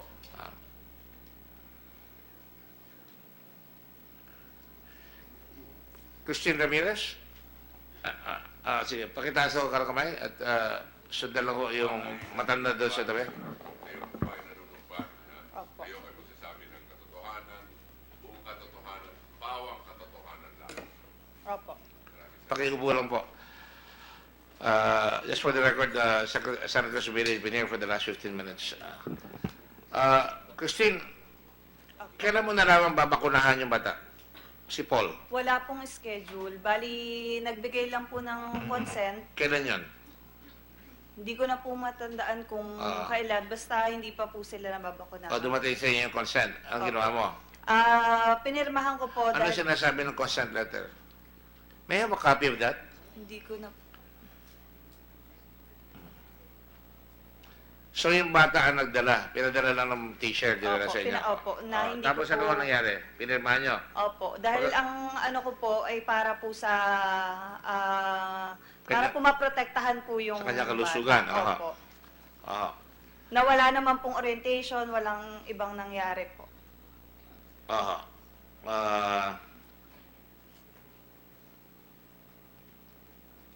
Binasa niyo ba ito? Hindi ko naman po masyadong na-review, basta ang alam ko po, para po ma-proteksyonan po yung bata sa dengue daw po. Babasahin ko lang ito para sa inyo, no? Ang sinasabi dito. Sasabihin mo sa akin kung nabasa mo yung sinabi ko, ha? Republika ng Pilipinas, Region 3. Pahintulot ng magulang. Division Bataan, Paaralan, Overland Elementary, Address A. Ricard Baga. A. Ricard Baga? Ricardo Bagac. Ricardo. Yung ba yung mayor dati? Kilala ko yun, ha? Apo. Yung tatay ni Norby. Apo. Sige.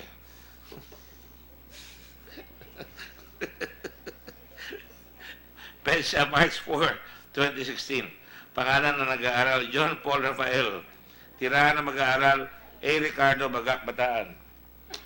Pangalan ng magulang, tagapag-alaga, Michelle Rafael. Do you generally approve tagapag-alaga or which means guardian? Kailan pinapayagan niya yan? Kung may magulang siya pipirma. Pero Yes, kung may sir. tagapag-alaga, Guardian. either one of them can sign. Yes, sir. Either one. I just want to be sure. Mahal na magulang, tagapag-alaga, / Ang paaralan ito ay magsasagawa ng libreng pagbabakuna laban sa dengue sa lahat ng mag-aaral na nasa ika-4 na baitan na may 9 na taong gulang. So, that answers the question of Senator Dillon.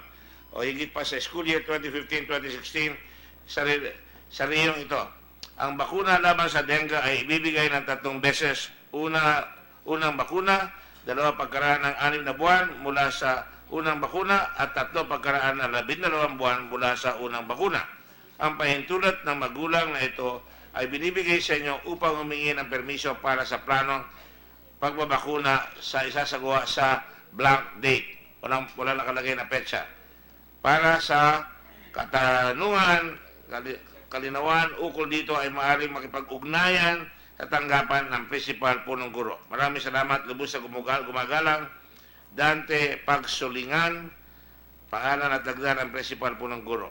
Nakipagtumungo ba kayo doon sa principal? Hindi po. Hindi na. Okay kayo, panatag ang kalooban nyo, panatag gobyernong po humihingi kami. sa inyo, okay ito. Opo. Pagbibigay ng kalusugan sa inyo, libre ang bakuna. Opo. Kasi ang una dito, libre. Kung may Opo. bayad ba, pupunta ka? Hindi po. Oh, Wala po talaga. kami pera. Halina. Yun ang hook eh. Pasang ayon at pahintulot ng magulang. I'm sorry to. Kasi alam namin na talagang minsan hindi ko maintindihan ang pagsulat eh. Ito ay katunayan sa pagbigay ng pahintulot ng magulang ukol sa pagsagawa ng libreng pagbabakuna laban sa dengue na isasagawa sa paaralan. Naunawaan ko ang impormasyon na 3 beses na bakuna sa dengue ang ibibigay ng sa aking anak. Lagyan ng check ang kahon sa ibaba.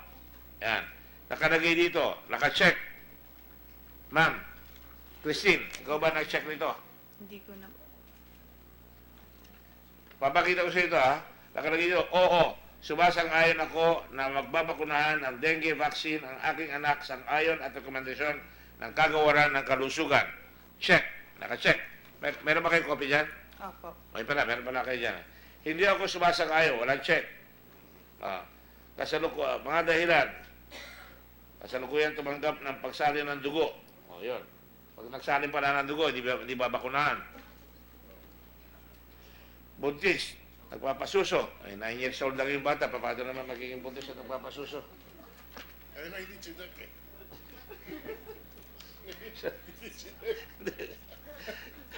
Can you please check your application for bakuna because 9-year-old eh.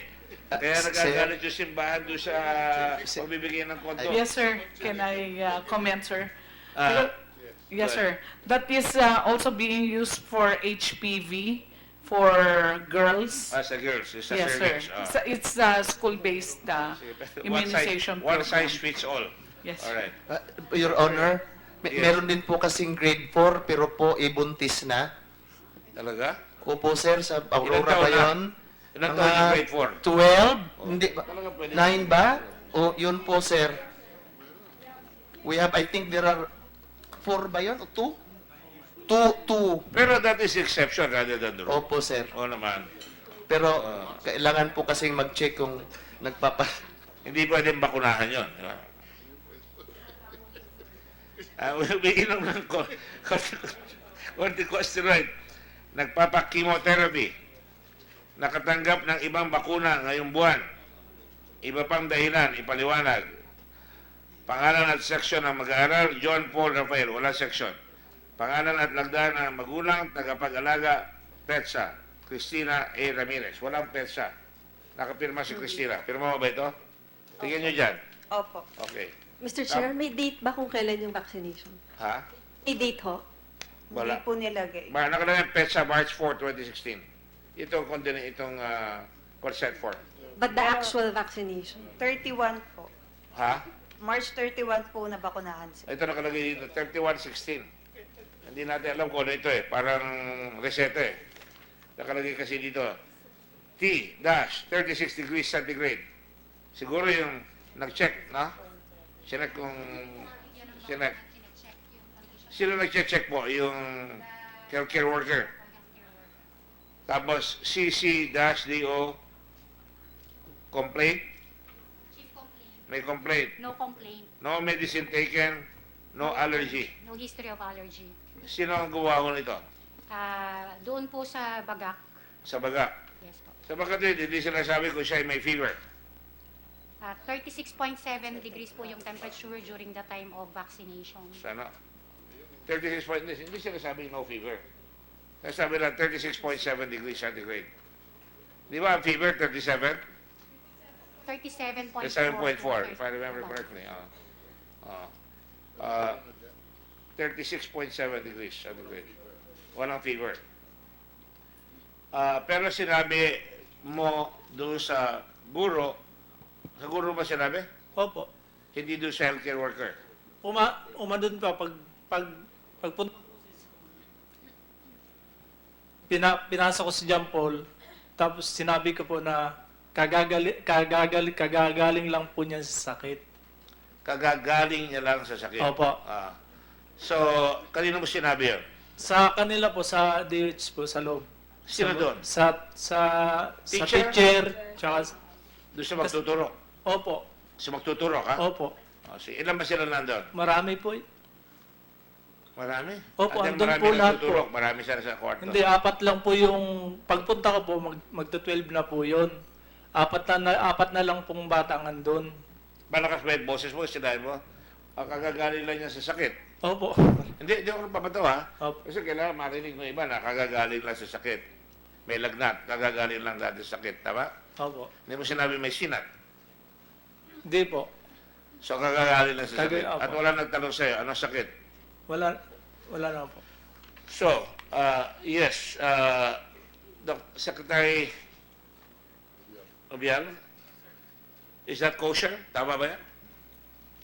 Sir, usually fever is not an absolute contraindication for vaccination, but it is incumbent upon the health worker to actually check the condition of the patient. Well, she did check 36.7 degrees centigrade.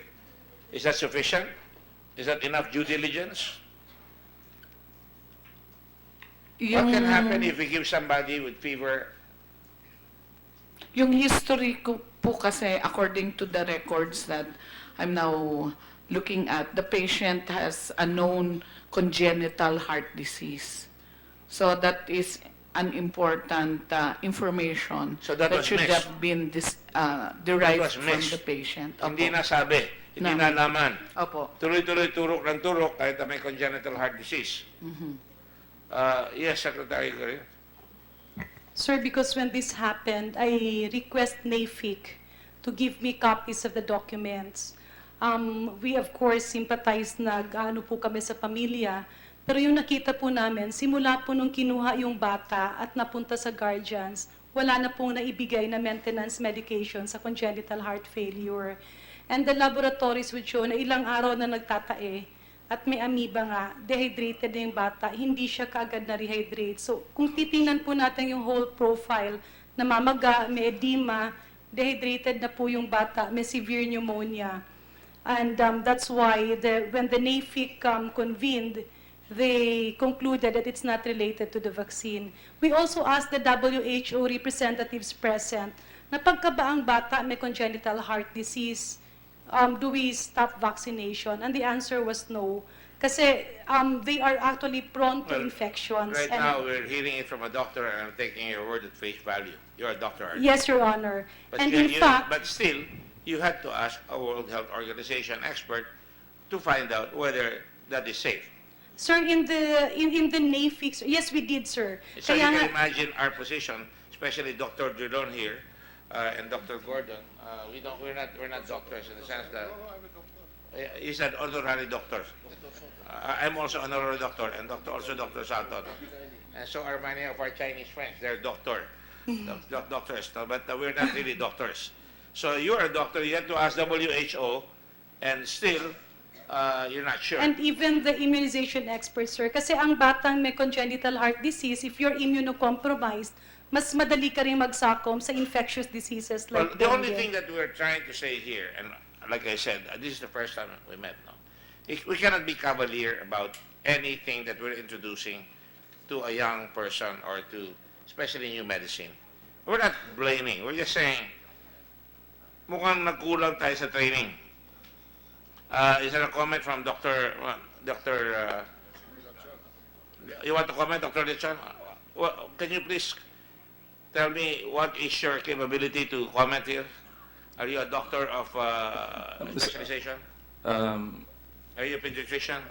Honorable Mr. Chair, I'm a internist and a cardiologist. Yes, and you are also, I'm a past president of the Philippine College of Physicians. all right. I'm, for disclosure, Does that necessarily qualify you for the expertise that we need here? yes, What sir. is your expertise? I've done so many clinical trials in my life and have conducted this and launched many products as a disclosure. I was Pfizer medical director for almost 2 decades. Pfizer? Yes, sir. I resigned in 2011 with the death of my sister and have not received any honorarium token or any gift since then for the last 6 years. All right, now let me answer that question then. What did you want to comment on? Sir, based on the FDA files that I have here, and it was given to me by the FDA director, the patient on March 31, an 11-year-old, was vaccinated by a nurse. So this is the problem with this condition, because for an RX base, it should be physician-led at first, and it should not be for mass vaccination, because we don't have the capacity right now. In the Philippines, Can you run that by us? We don't understand that. It has to be hospital. it has to be prescription based. It has to be given first by a doctor. That's why which is that's why in Singapore, Yeah, I was about to say that.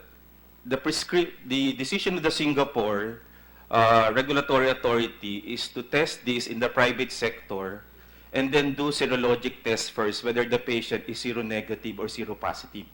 Now, in this situation, you almost have almost 500,000 kids, and we have 70,000 doctors in the country. Logistically, it is a nightmare that you can follow up these cases.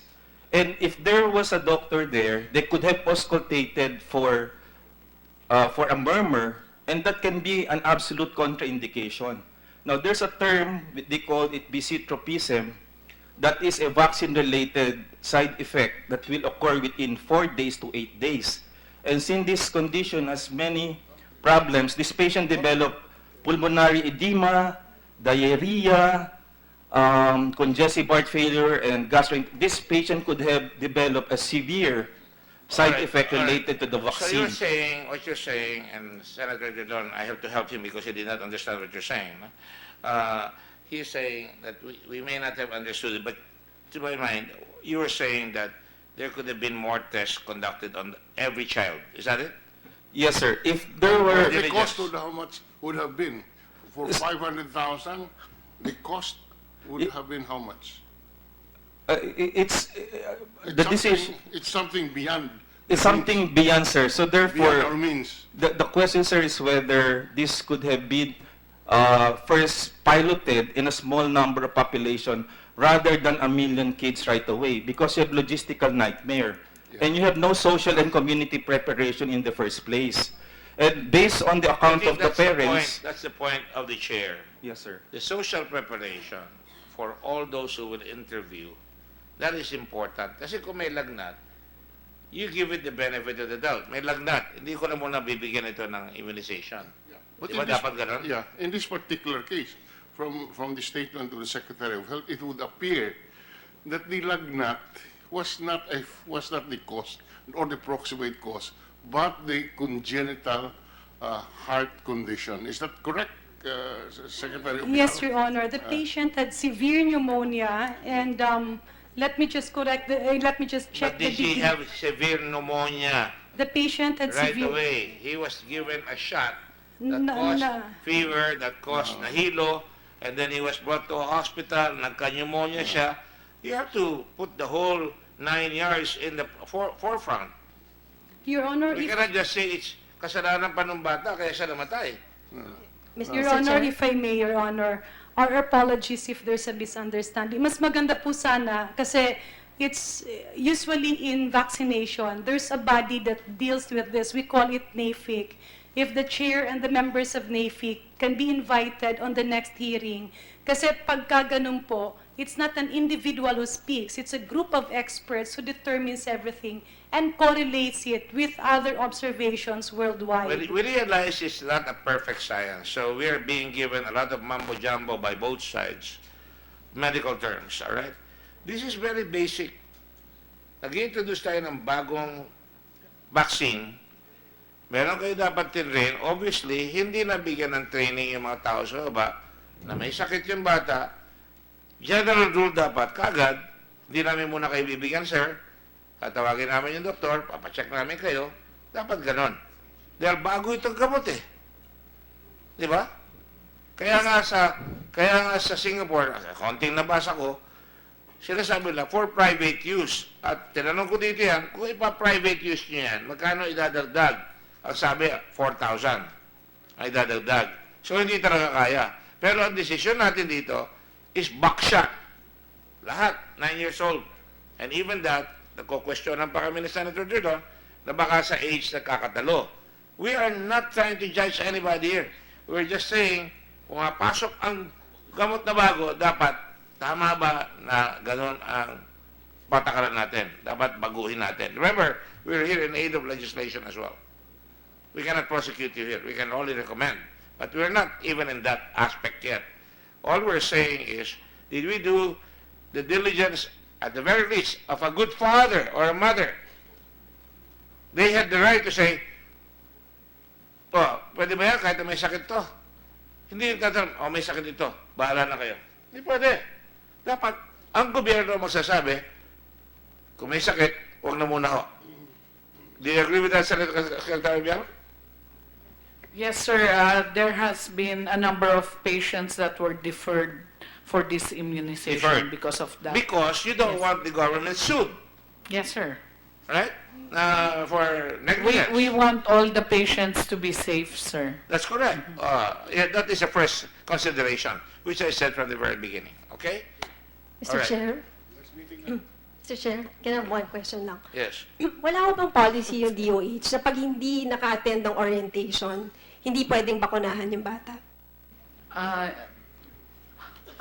There was a scheduled orientation, Your Honor, Mr. Chair, on the report here says March 4 to 15, and it was done in Overland Elementary School, and there were 42 enrollees that were supposed Kung to hindi be nakasipot, oriented. bakit natin binigyan ng eleksyon?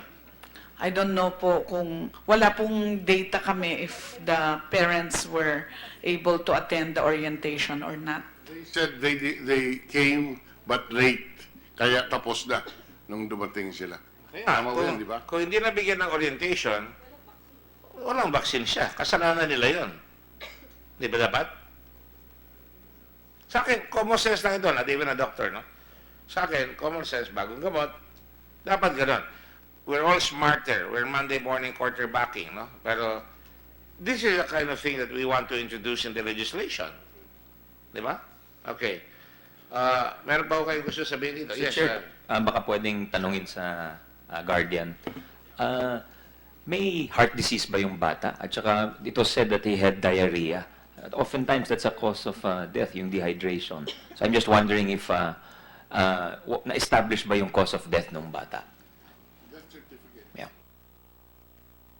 That should appear in the death certificate, Senator Angara. Do we have the death certificate of the boy? Talagang ko rin habang hinahanap yan. Alam ba ninyo may congenital heart disease yung anak niya? Na-detect po yun yung unang sa pagpa-enroll pa po. Nung Sa? enrollment, kasi transfer po yung... Nung enrollment? Opo. Sinabi po na po sa akin ng teacher yon na meron yung... Ano yung...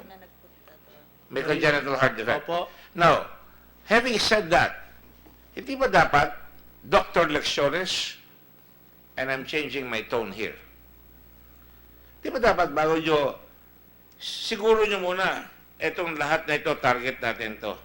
Wala ba, may medical record sigurado sa eskwela yan, di ba? Opo. Di ba dapat sine-check nyo yung medical record sa mga bata muna? Po? Sir, may specific instructions po contained in the guidelines. Yung teachers, yung RHU sa level na yon, na bago ang mga pasyente mabakunahan, ay natitingnan. Hindi nga po, alam mo ng teacher yung may record. Kung medyo tamad yung teacher, medyo hindi niya alam, kung medyo small, mabagal mag-isip, wala ba kayong monitoring group na, sinek nyo ba lahat ng records yan, mga bata na yan? Meron po kaming monitoring group. Sagutin nyo lang po yung tinatanong ko. Meron bang pupunta doon sa eskwela? Ito ang mga kandidato niyang bibigyan ng bakuna, Secretary Bial. Yes. Meron bang ganyan? Tingnan nyo ba yung records yan? Di ba lahat ng bata may records sa hospital, health records sa eskwela? Meron po, di ba? Pag pumasok sa eskwela?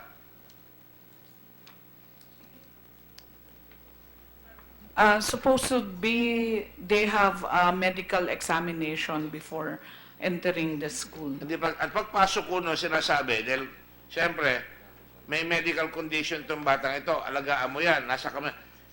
Ang tawag sa inyo, substitute parental authority in loco parentis. Pag pumunta ang bata sa eskwela, dapat alam ng eskwela ng paaralan natin kung ano ang kondisyon ng bawat bata sa paaralan.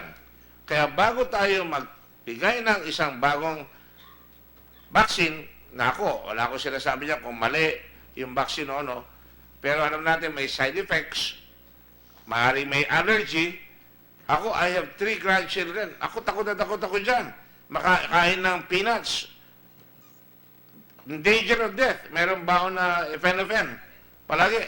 So, dito, sa mga bata sa eskwela, dapat may records tayo ganyan. Kung wala, ilalagay natin sa legislation yan. Pero, katulad yan, meron congenital heart disease, bago ka magbigay, checkin nyo lahat ng records. Due diligence. Your Honor, can I just make a comment as a pediatrician? Hindi po absolute contraindication sa pagbabakuna ang congenital heart disease. Maliban na lamang kung nag-heart failure siya sa takdang yon. So Doctor? hindi po absolute. Doctor, I know I want an answer from you that I want, but I'm not going to be tempted by that. I'm not going to be tempted by that. I do know na kung may sakit yung bata na gano'n at bago yung gamot, bago ko isaksak yung bagong gamot sa kanya o bagong vaccine, kahit na wala sa contraindication yon, saka na muna. Yes. Follow up lang si Wad. Follow up nun. Go ahead. Hindi absolute. Opo, sir. O, baliktad. Absolute ba? Hindi Na po pag siya... wala, na ano, pagka meron, hindi mangyayari. Hindi rin eh. I'm asking you the reverse of what you said. Hindi absolute na pagka merong, what do you call that? Contraindication. Contraindication or yung may congenital heart disease. Hindi absolute na makakasama ang immunization. Opo, sir. Pero hindi rin absolute na hindi makakasama. Magaling talaga ito si Senator Soto. Opo, sir. I'm just objecting to Dr. Liatson's statement that it is an absolute contraindication. It is not. And both ways, it is a relative That is thing. precisely why we have to have due diligence. Absolute, bago ito eh. Kung may sakit ng bata, huwag natin isalang. Yes, ma'am. Dr. Mary Ann Lansang. Huwag natin ilansang. Huwag natin isalang pala. Sorry, go ahead. Thank you, Your Honor. Just a point of information, in the clinical trial of Dr. Kapading done in the Philippines on this vaccine, chronic disease was one of the exclusion criteria. They were practicing due diligence in the clinical trial by not including chronic disease patients like patients with Saan po yan? Sa... Yun hong ginawang clinical trial ni Dr. Kapeding from the Research Institute for Tropical Medicine, which was one of the strongest bases for This one. registration of this vaccine. So sabi, chronic disease. They excluded cardiac disease. And the other point of information I'd like to add, although I'm not privy to the clinical records of this patient who passed away, is that in viscerotropic disease, which is a possible, probably rare, but possible adverse event from a yellow fever vaccine. Remember that this dengue vaccine is derived from yellow fever. So this yellow fever vaccine can cause viscerotropic adverse events, which includes diarrhea, fever, etc. My experience with hospitals, small laboratories, is that they can easily mistake Entamoeba coli, which is harmless, as amoeba, Entamoeba histolytica, and just diagnose it as amoebiasis. So I really would have wanted the NAEFI to really look at what happened there in the province. And this being a test, Secretary Ubial, may namatay. Maganda yung sinabi ni Dr. Lansang, na hindi ko pa tinatanong kung ano expertise niya, na parang derivative ito ng scarlet fever, na nagkakaroon ng yellow fever, sorry. I was thinking of Scarlett O'Hara. Anyway, pagkakatabi ko si Senator Dilo, nataalala ko yung Deep South. He's not laughing anymore. Anyway, so, hungry. Yes, sir. Sandali. So, hindi ba dapat ngayon dito? Di ba dapat? Suggestion lang po. Di po ba dapat tignan po natin yung namatay?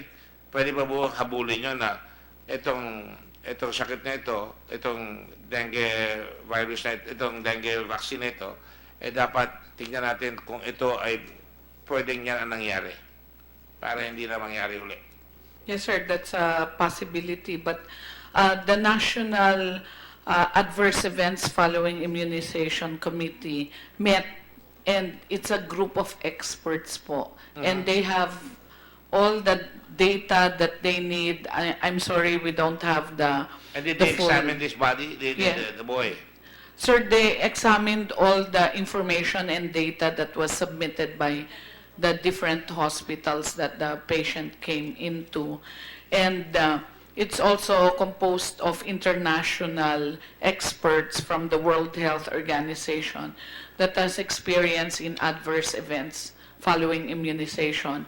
And that was their conclusion, that this particular case is not related to the vaccination. So this adverse event Committee. committee is composed of international and national experts? Local and international, yes, sir. So, palagi yan pag may bagong medication, meron tayo niyan. It's for Very our comforting to know routine that. vaccination. Ah. Routine vaccination as well as the case here in the dengue So vaccination. do they come here or you just send the samples to their... They meet here, sir. The WHO has a country office here in the Philippines. And these people, I suppose, are WHO doctors. Some of them, sir. But most of the AEFI are local doctors. Okay. Yes, sir. Go Your ahead. Honor. Mr. Chair, Go ahead. thank you. Are you not gonna ask my expertise? Yes, sir. I bow to the expertise of the gentleman who was accelerated when he went to the Ateneo and he went to Letran. He was accelerated twice right away. It's a matter of record. My expertise is OB-GYN, Mr. President.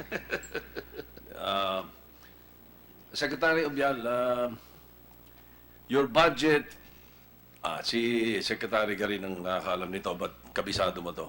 Your budget in 2016 was 1,057,696,000 for other infectious diseases and emerging and re-emerging diseases, including HIV/AIDS, dengue, food and waterborne diseases. In 2017, the budget that we are about to approve on Monday, if we do approve it, is 1,975,792 for the same item. All right? Correct, na? Yes, sir. Your Now, Honor. in your special provision, purchase and allocation of drugs, medicines, and vaccines. In 2016, the budget was 8,954,404,000. For this year, in 2017, your budget there is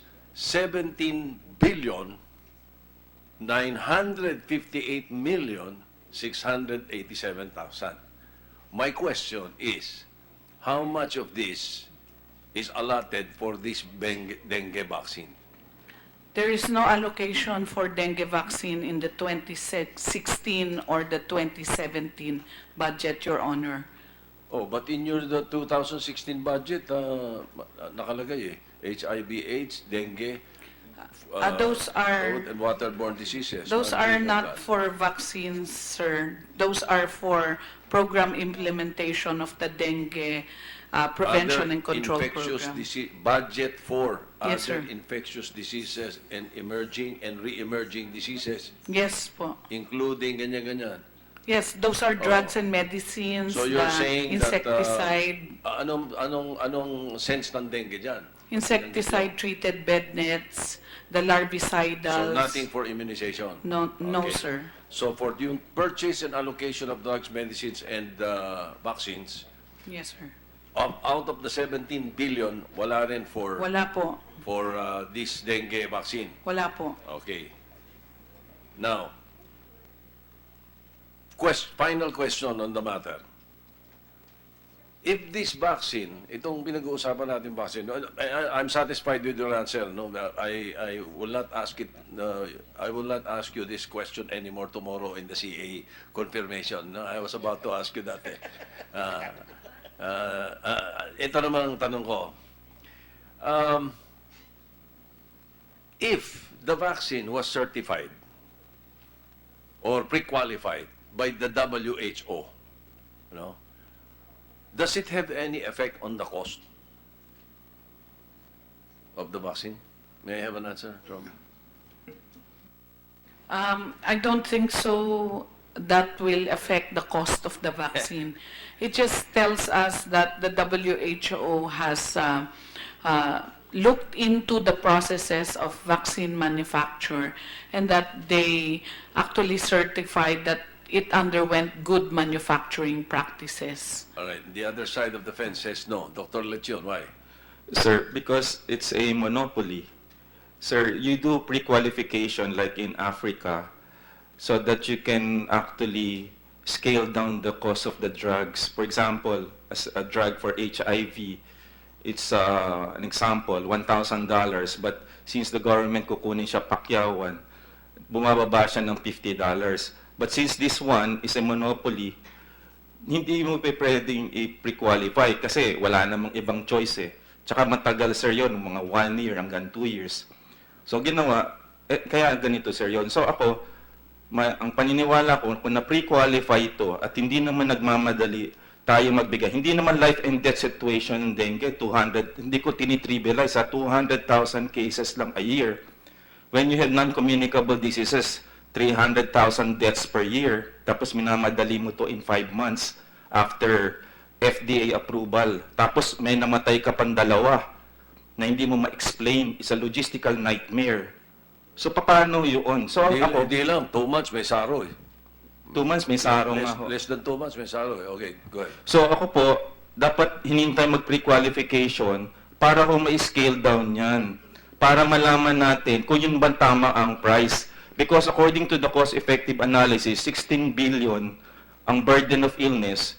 Katatawag ko lang po sa PhilHealth, ang burden of illness ho nito ay 1.3 hanggang 2 billion. Pero ang declaration nila ay 16 billion ang burden of illness. So mayroon hong konting mali po doon. Gusto ko rin hong sabihin na yung gumawa ng cost-effective analysis ay member ng FEC, pero binayaran po siya ng Sanofi para gawin po yun. Yun ho medyo flawed ho ang analysis ng cost-effective analysis. Your Honor, Your That Honor, is, Your Honor, if it- sandali. I think the chair should hear that again. I'm sorry, I apologize. Yung FE, ano? I was trying to get Senator Dillon to listen with me. Go ahead. Sir, in the files that I got at the doorsteps of my clinic when I was not able to speak up at the Congress on November 21, on November 22, the files of the Department of Health, FEC, was FEC. actually dumped into my clinic. Therefore, I have all the information Okay, regarding tell- this, and I'd like to submit this to the Congress. So somebody would like to tell the truth, but could not actually speak up. So I got that information about all of these things from this particular document. Okay, And what also did you so say far. about the FEC who Well, they had debates, sir, regarding the expedited approval of the drug in the national formulary. And what is actually surprising there is that you have here a purchase request way ahead before the exemption given for the national formulary. That means, you said something about somebody paying somebody. yeah, That's what I want Senator Gordon to hear. Hilton Lam is a member of the Formulary Executive Council. He's an economist from the National Institute of Health. Now, as a member of the FEC, he's supposed not to be a member of that because you're actually deciding our clinical practice guidelines. He may not vote, but still you can actually be biased since the cost economic study was actually paid or sponsored by Sanofi. So that's the problem. Now, if you're going to use that particular amount, the burden of illness of 16 billion, then that could have actually skewed the computation for the pricing. But since you are actually the only company selling it, then you can command the price. So that's my take on that. So perhaps we can actually ask Dr. Lam, Dr. Dance had another presentation telling us that it may actually be flawed based on the cost-effective analysis of an epidemiologist like Dr. Dance. I think they're submitting Mr. Chair. the record, so we'll just accept it, Mr. Chairman. if I may, Your Honor. The chair takes note of the observations and takes that rather seriously. You're saying that Dr. Hilton Lam, is compromised. He's conflicted. There's a conflict of interest. There's a conflict of He interest. sits on a regulatory agency, although he may not have a vote, he can influence it. Of course, And sir. yet, he takes consultancy from Sanofi. Is that correct? He actually, sir, received payment or honorarium for the cost-effective analysis for this particular dengue whom? vaccine. From Sir. whom? From Sanofi, sir. From Sanofi. Yes, sir. It's in the minutes, sir. In the minutes of the FEC meeting. Okay. And that's the reason why the Can FEC... we have a copy of that so we can study it for the next meeting? Your Honor, Mr. if I may, Chairman, Your just Honor. let me point out, these documents were dumped, according to the witness, on his doorstep. That's why I was How about can, to call John Wong. how can we consider and trust the credibility of these documents? The veracity. We don't even know who this is, what is the motive of the author in dropping it in the doorstep. Kung talagang, if there's something that they would want to present to us, they should have come to this committee and present it, rather than go through that sneaky way of iwanan sa pintuan at dadalhin dito. I object to the Well, presentation of this document because the credibility is totally questionable. At the risk of having a debate with my longtime friend here, if memory serves correct, a similar arrangement happened during the time of the impeachment of Justice Corona, when a document was thrown into the garage, or when a little lady gave it to a big man by the name of Congressman Umali. So, like you say, to simplify it, No. we will subpoena all the documents. Yes, subpoena all the documents. We'll subpoena that. Yes, sir. Do not accept these documents. Let's subpoena it. What are these documents? That is why I would like to say that, and I was going to refer to John Wong, whom I hope cannot be Wong because he was there. Right? okay. John Wong, please. Mr. Chair, so at the Formulary Executive Council, we always declare our conflicts of interest at the beginning of every meeting. And when this vaccine was up for discussion, Dr. Lam declares conflict of interest that he had performed this cost-effectiveness analysis for Sanofi. Now, And- let me interject. He said that he had a conflict Yes, of he interest. declared conflict of interest. Good for him. But isn't it a fact that many of the doctors in the government are being co-opted by drug companies, in fact, even the private profession? They get freebies from the pharmaceutical industry. And it's not only happening here. It's happening in the whole world. Isn't that right?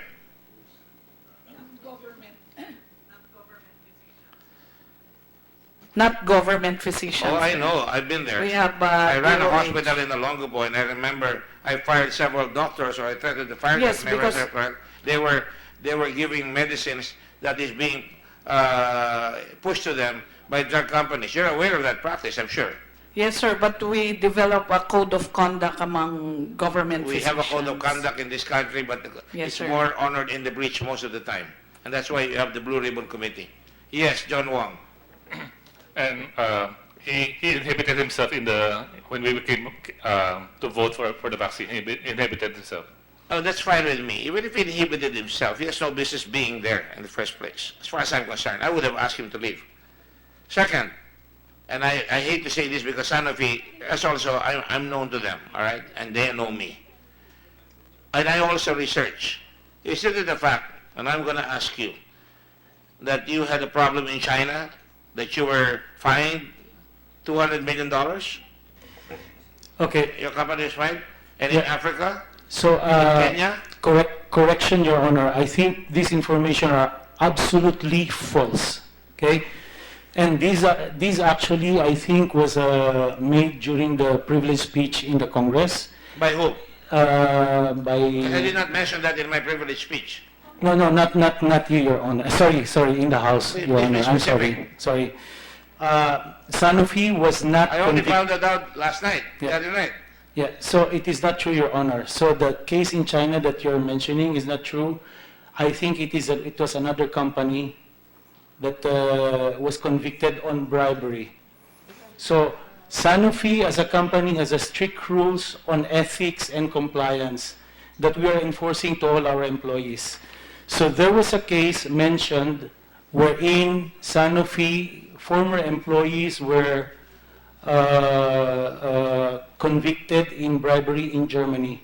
But this was when the Yes, company... outside Germany. Yes. When the company learned about this, that these two former employees did this, the company was in full cooperation with the authorities in the investigation of this. Well, there's a corruption on foreign, what do you call that? Yeah. Yeah. Foreign Corrupt Practices Act. There are laws in every country on that practically, no? And you had one in Germany, in Kenya. Nag-Kenya-Kenya rin yung mga employees nyo doon, nagbigay sila doon, at kumita sila doon. I'm not aware of Some of the that employees made information. improper payments to doctors in Kenya by handing out perks, encouraging doctors to prescribe Sanofi drugs. What else is new? I just said that a while ago. One allegation was that employees of subsidiary Sanofi Kenya bribed medical professionals, a claim made via email sent to Sanofi senior management. In China, an anonymous whistleblower told the Guangdong-based 21st century-based business herald that Sanofi staff paid around 1.7 million renminbi, or the equivalent of 227,000.6 dollars. I don't want to say this. I just have to ask it, and if it's not true, then fine. If it is true, Yeah, as you say, it happens. as to my knowledge, it is not true, Your Honor. What I know is that if there are cases like this, the company is in full cooperation with the I'm authorities in sure they will investigation. be. It's a big Yes. company. It's too big a risk for a Yes. multi-billion-dollar conference. And so it's not, it happens even in banking in America.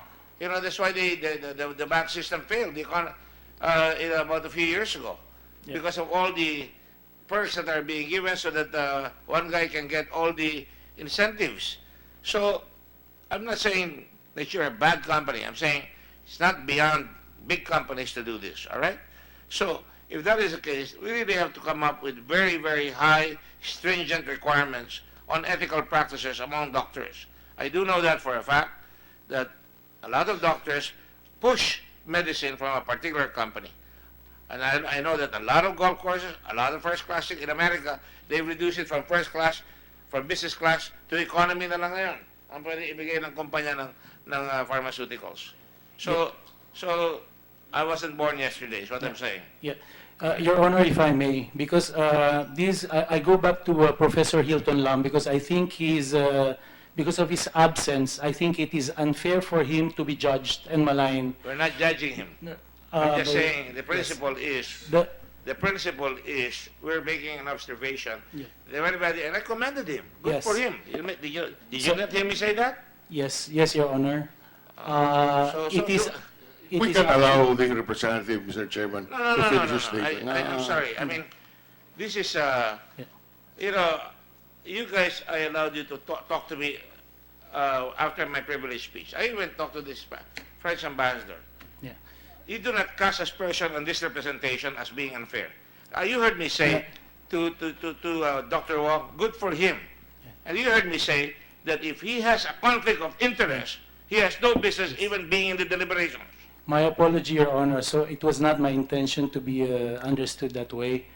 What I just want to say is that the appointment of experts in doing cost-effectiveness analysis is usual among pharmaceutical companies. That cannot be avoided. I understand that, because many of the experts are private research. That's why you get back a profit.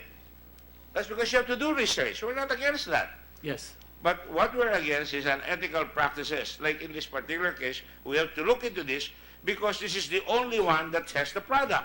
I'm not even questioning the product. I'm questioning the process where a baby, a young boy died, and another died, and I'm asking the government, taking to task, na dapat, and let me just, to be very sure, ito, may document kayo dito. Ako pahawak ito, nasaan na yan? A document by your own company that says, pardon me for a while.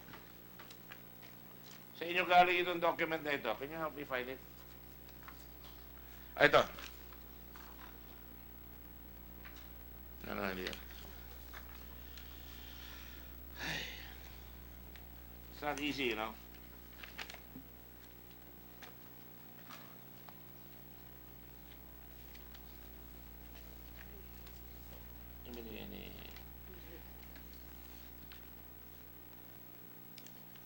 ko, nalito na tayo dito. I was going to give it to Nancy Binay a while ago. Anyway, it says here that one of the contraindications, here, Sanofi Pasteur, 323, Dengvaxia. I'm assuming this is your document? Yes, Honor, Your Honor. You want me to show it to you? You can come here.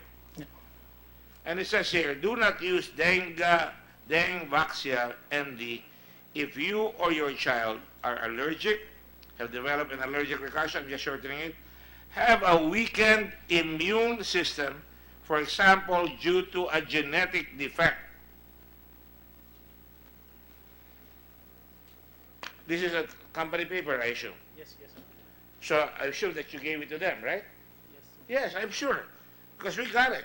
So if that is the case, I task the Department of Health to see to it that extraordinary diligence is maintained, that records of children are examined, and that if they have a fever, especially on a prima pare experiment such as this, I call it an experiment more than anything else, you do not expose the child. And you say, pass ka muna hanggang magawa ito. And I question now, I'll tell you, the only question I have here, not only because of the speed, but because of the expanse of the exposure of our people to this without the necessary research. I want new medicine. There are a number of cancer patients there who want new medicine, and they will be challenged. And we congratulate Sanofi, Pfizer, all these drug companies, and that's why I take a backward point of view here in the sense that, I bend over backwards because research costs money. That's why I'm very careful here.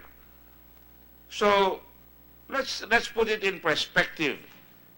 If we're going to have dengue vaccine, we better have all the right extraordinary diligence. And I think we're all hungry. We're about to have a 3 o'clock session here. We will suspend. Your Honor, very briefly lang po, 3 recommendations kasi in aid of legislation, like my experience, if I may, Your Honor. Your Honor, there was mention of the cost-effectiveness analysis done by Hilton Lam.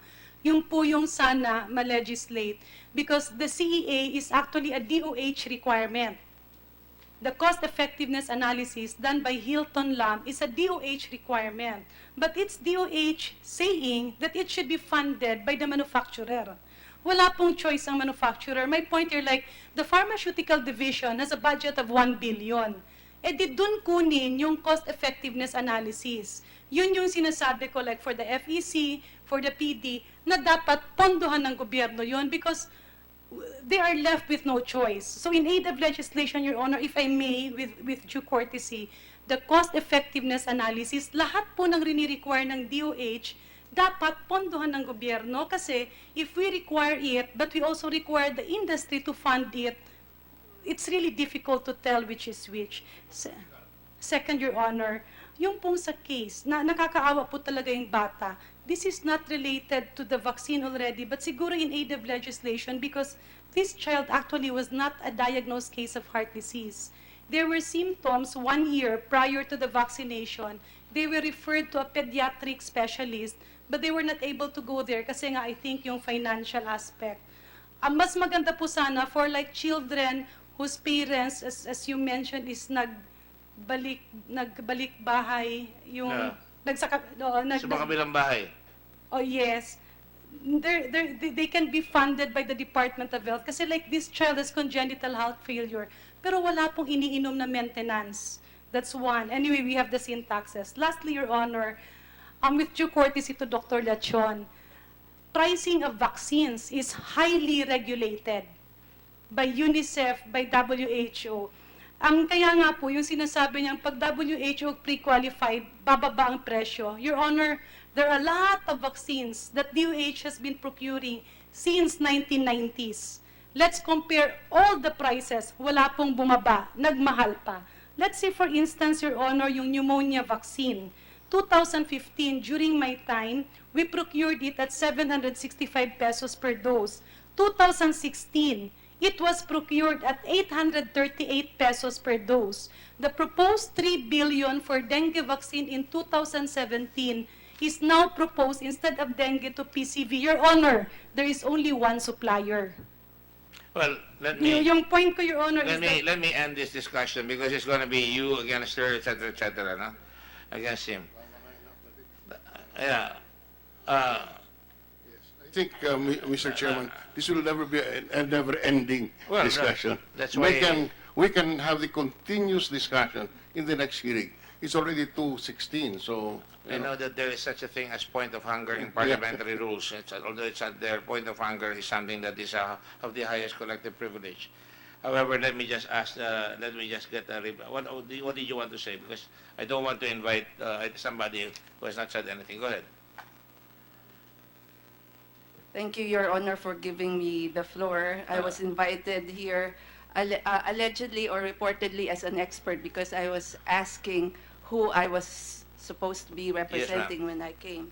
So I'm a retired professor of medicine At the UP? at the University of the Philippines.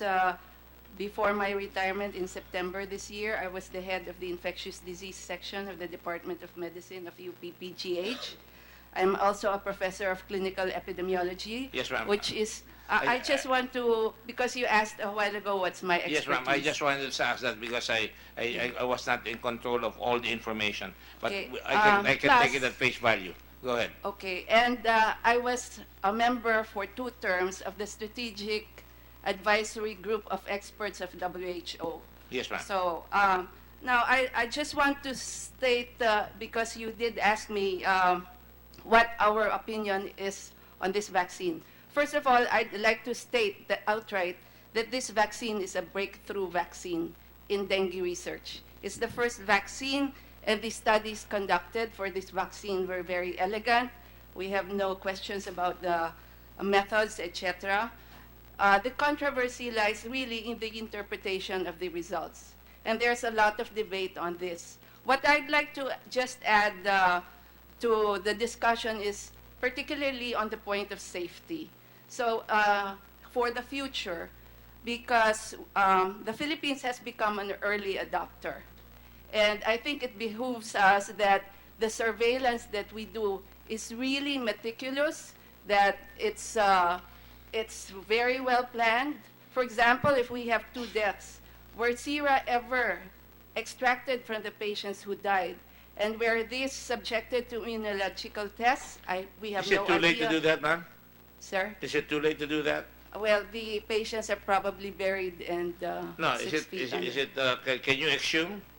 Let me ask the NAFI and Dr. Lecciones if the sera were actually extracted from these patients, because one very unique problem about this vaccine is we don't know if the vaccine is causing further disease or whether what they died of is actually natural dengue infection. That's the conundrum in the long-term follow-up of these patients.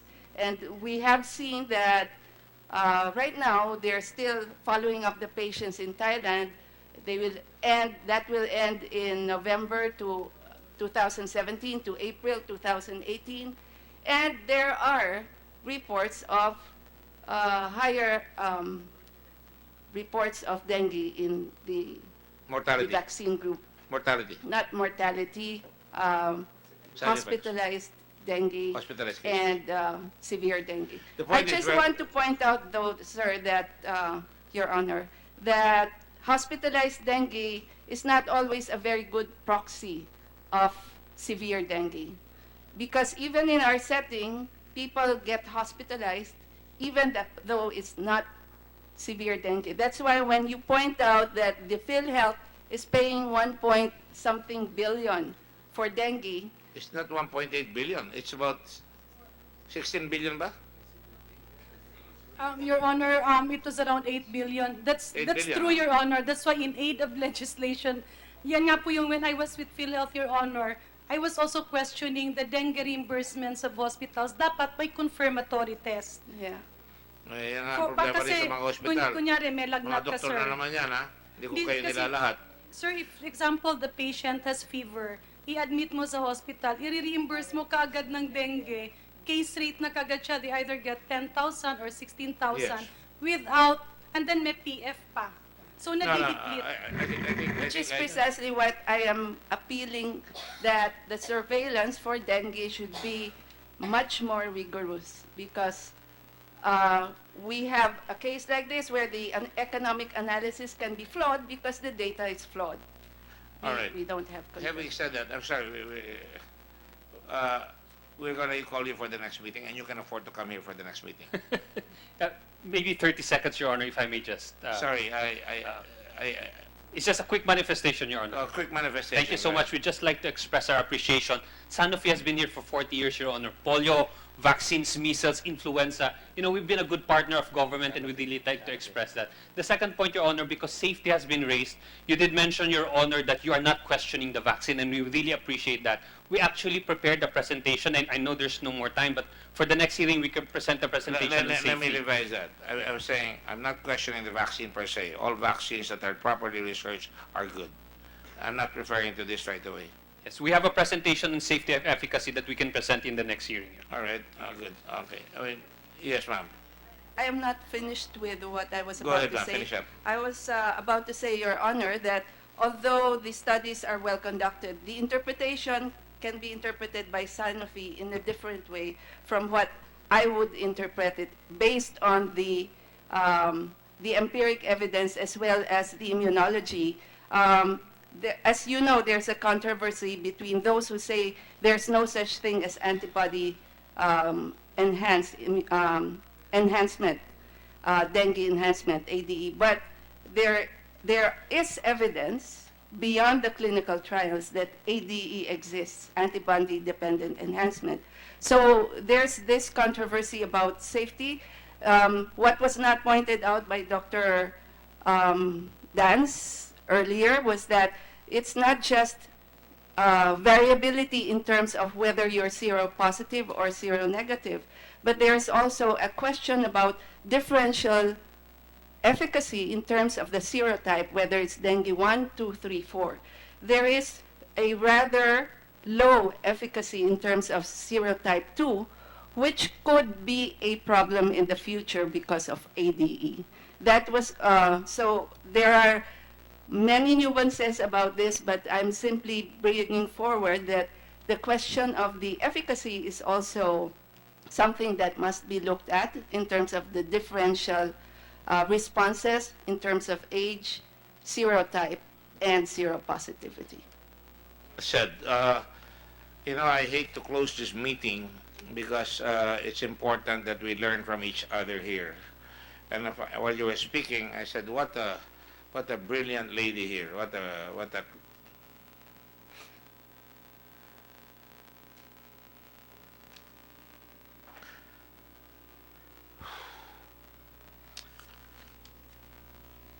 I'm sorry, I get easily touched. But let me just say that what a brilliant lady, great professor. It should not just be wasted in a committee here.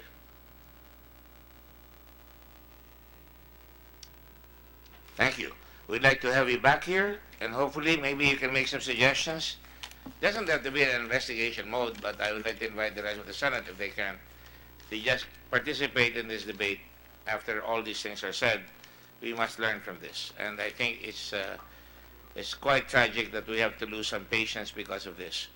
The debate here is basically centered on the speed upon which this test was conducted, and the money that was put into use, and the deaths that occurred, or for that matter, the kind of diligence that must be required in anything like this. The debates are exacerbated by the fact that at times we can unfairly judge companies like Sanofi as being profit-oriented, but they do create a big contribution to humanity because of that, and they have to get back their capital. And they have to promote the product, otherwise you lose Sanofi, and maybe you lose a lot of research as well. This is not a blessing to Sanofi to be reckless, to push product recklessly. And on the other hand, it also behooves us in the government to see to it that when we get this kind of medication, we get the best and the brightest to see to it that we examine the test and that we come out with all the due diligence required of a good father to a child. So next meeting we're going to have it. I hope that we can all attend again, and I I would almost demand that the experts come in, because that's what I would like to look for, and the Secretary of Health, and all of you be there again, and all these people that have been here, and we'll probably try to get the other aspect of the legal procurement process. So there's also the other matter that, what is going to happen from here. If you bought this medicine, are we going to continue it because it's not in the budget next year? Wala yan. So that is the problem, see? Nagbiglaan tayo, tapos hindi pala itutuloy. Could be because there's a new administration, or it could be because hindi naniniwala ito ngayon. That has to be properly justified. We cannot just make decisions because I don't like her, or I don't like him, or we're not going to listen to each other because we disagree with each other. It's important that we agree and find out what is in the best interest of our country. So thank you all. The Blue Ribbon Committee and the Senate owes you a great deal of thanks. I know there's a lot of controversy, there's a lot of recrimination. Maraming bakbakan dito, maraming mga ganyan, pero trust us, we are here for the country. We're here to find out from the best and the brightest, and I thank you all, Dr. Lansang and Dr. Dance, worthy son of great parents. I knew your father, Totoy, and your mother painted my parents. And one of the greatest treasures is to see my parents in those portraits. Dr. Liachon, very, very enthusiastic.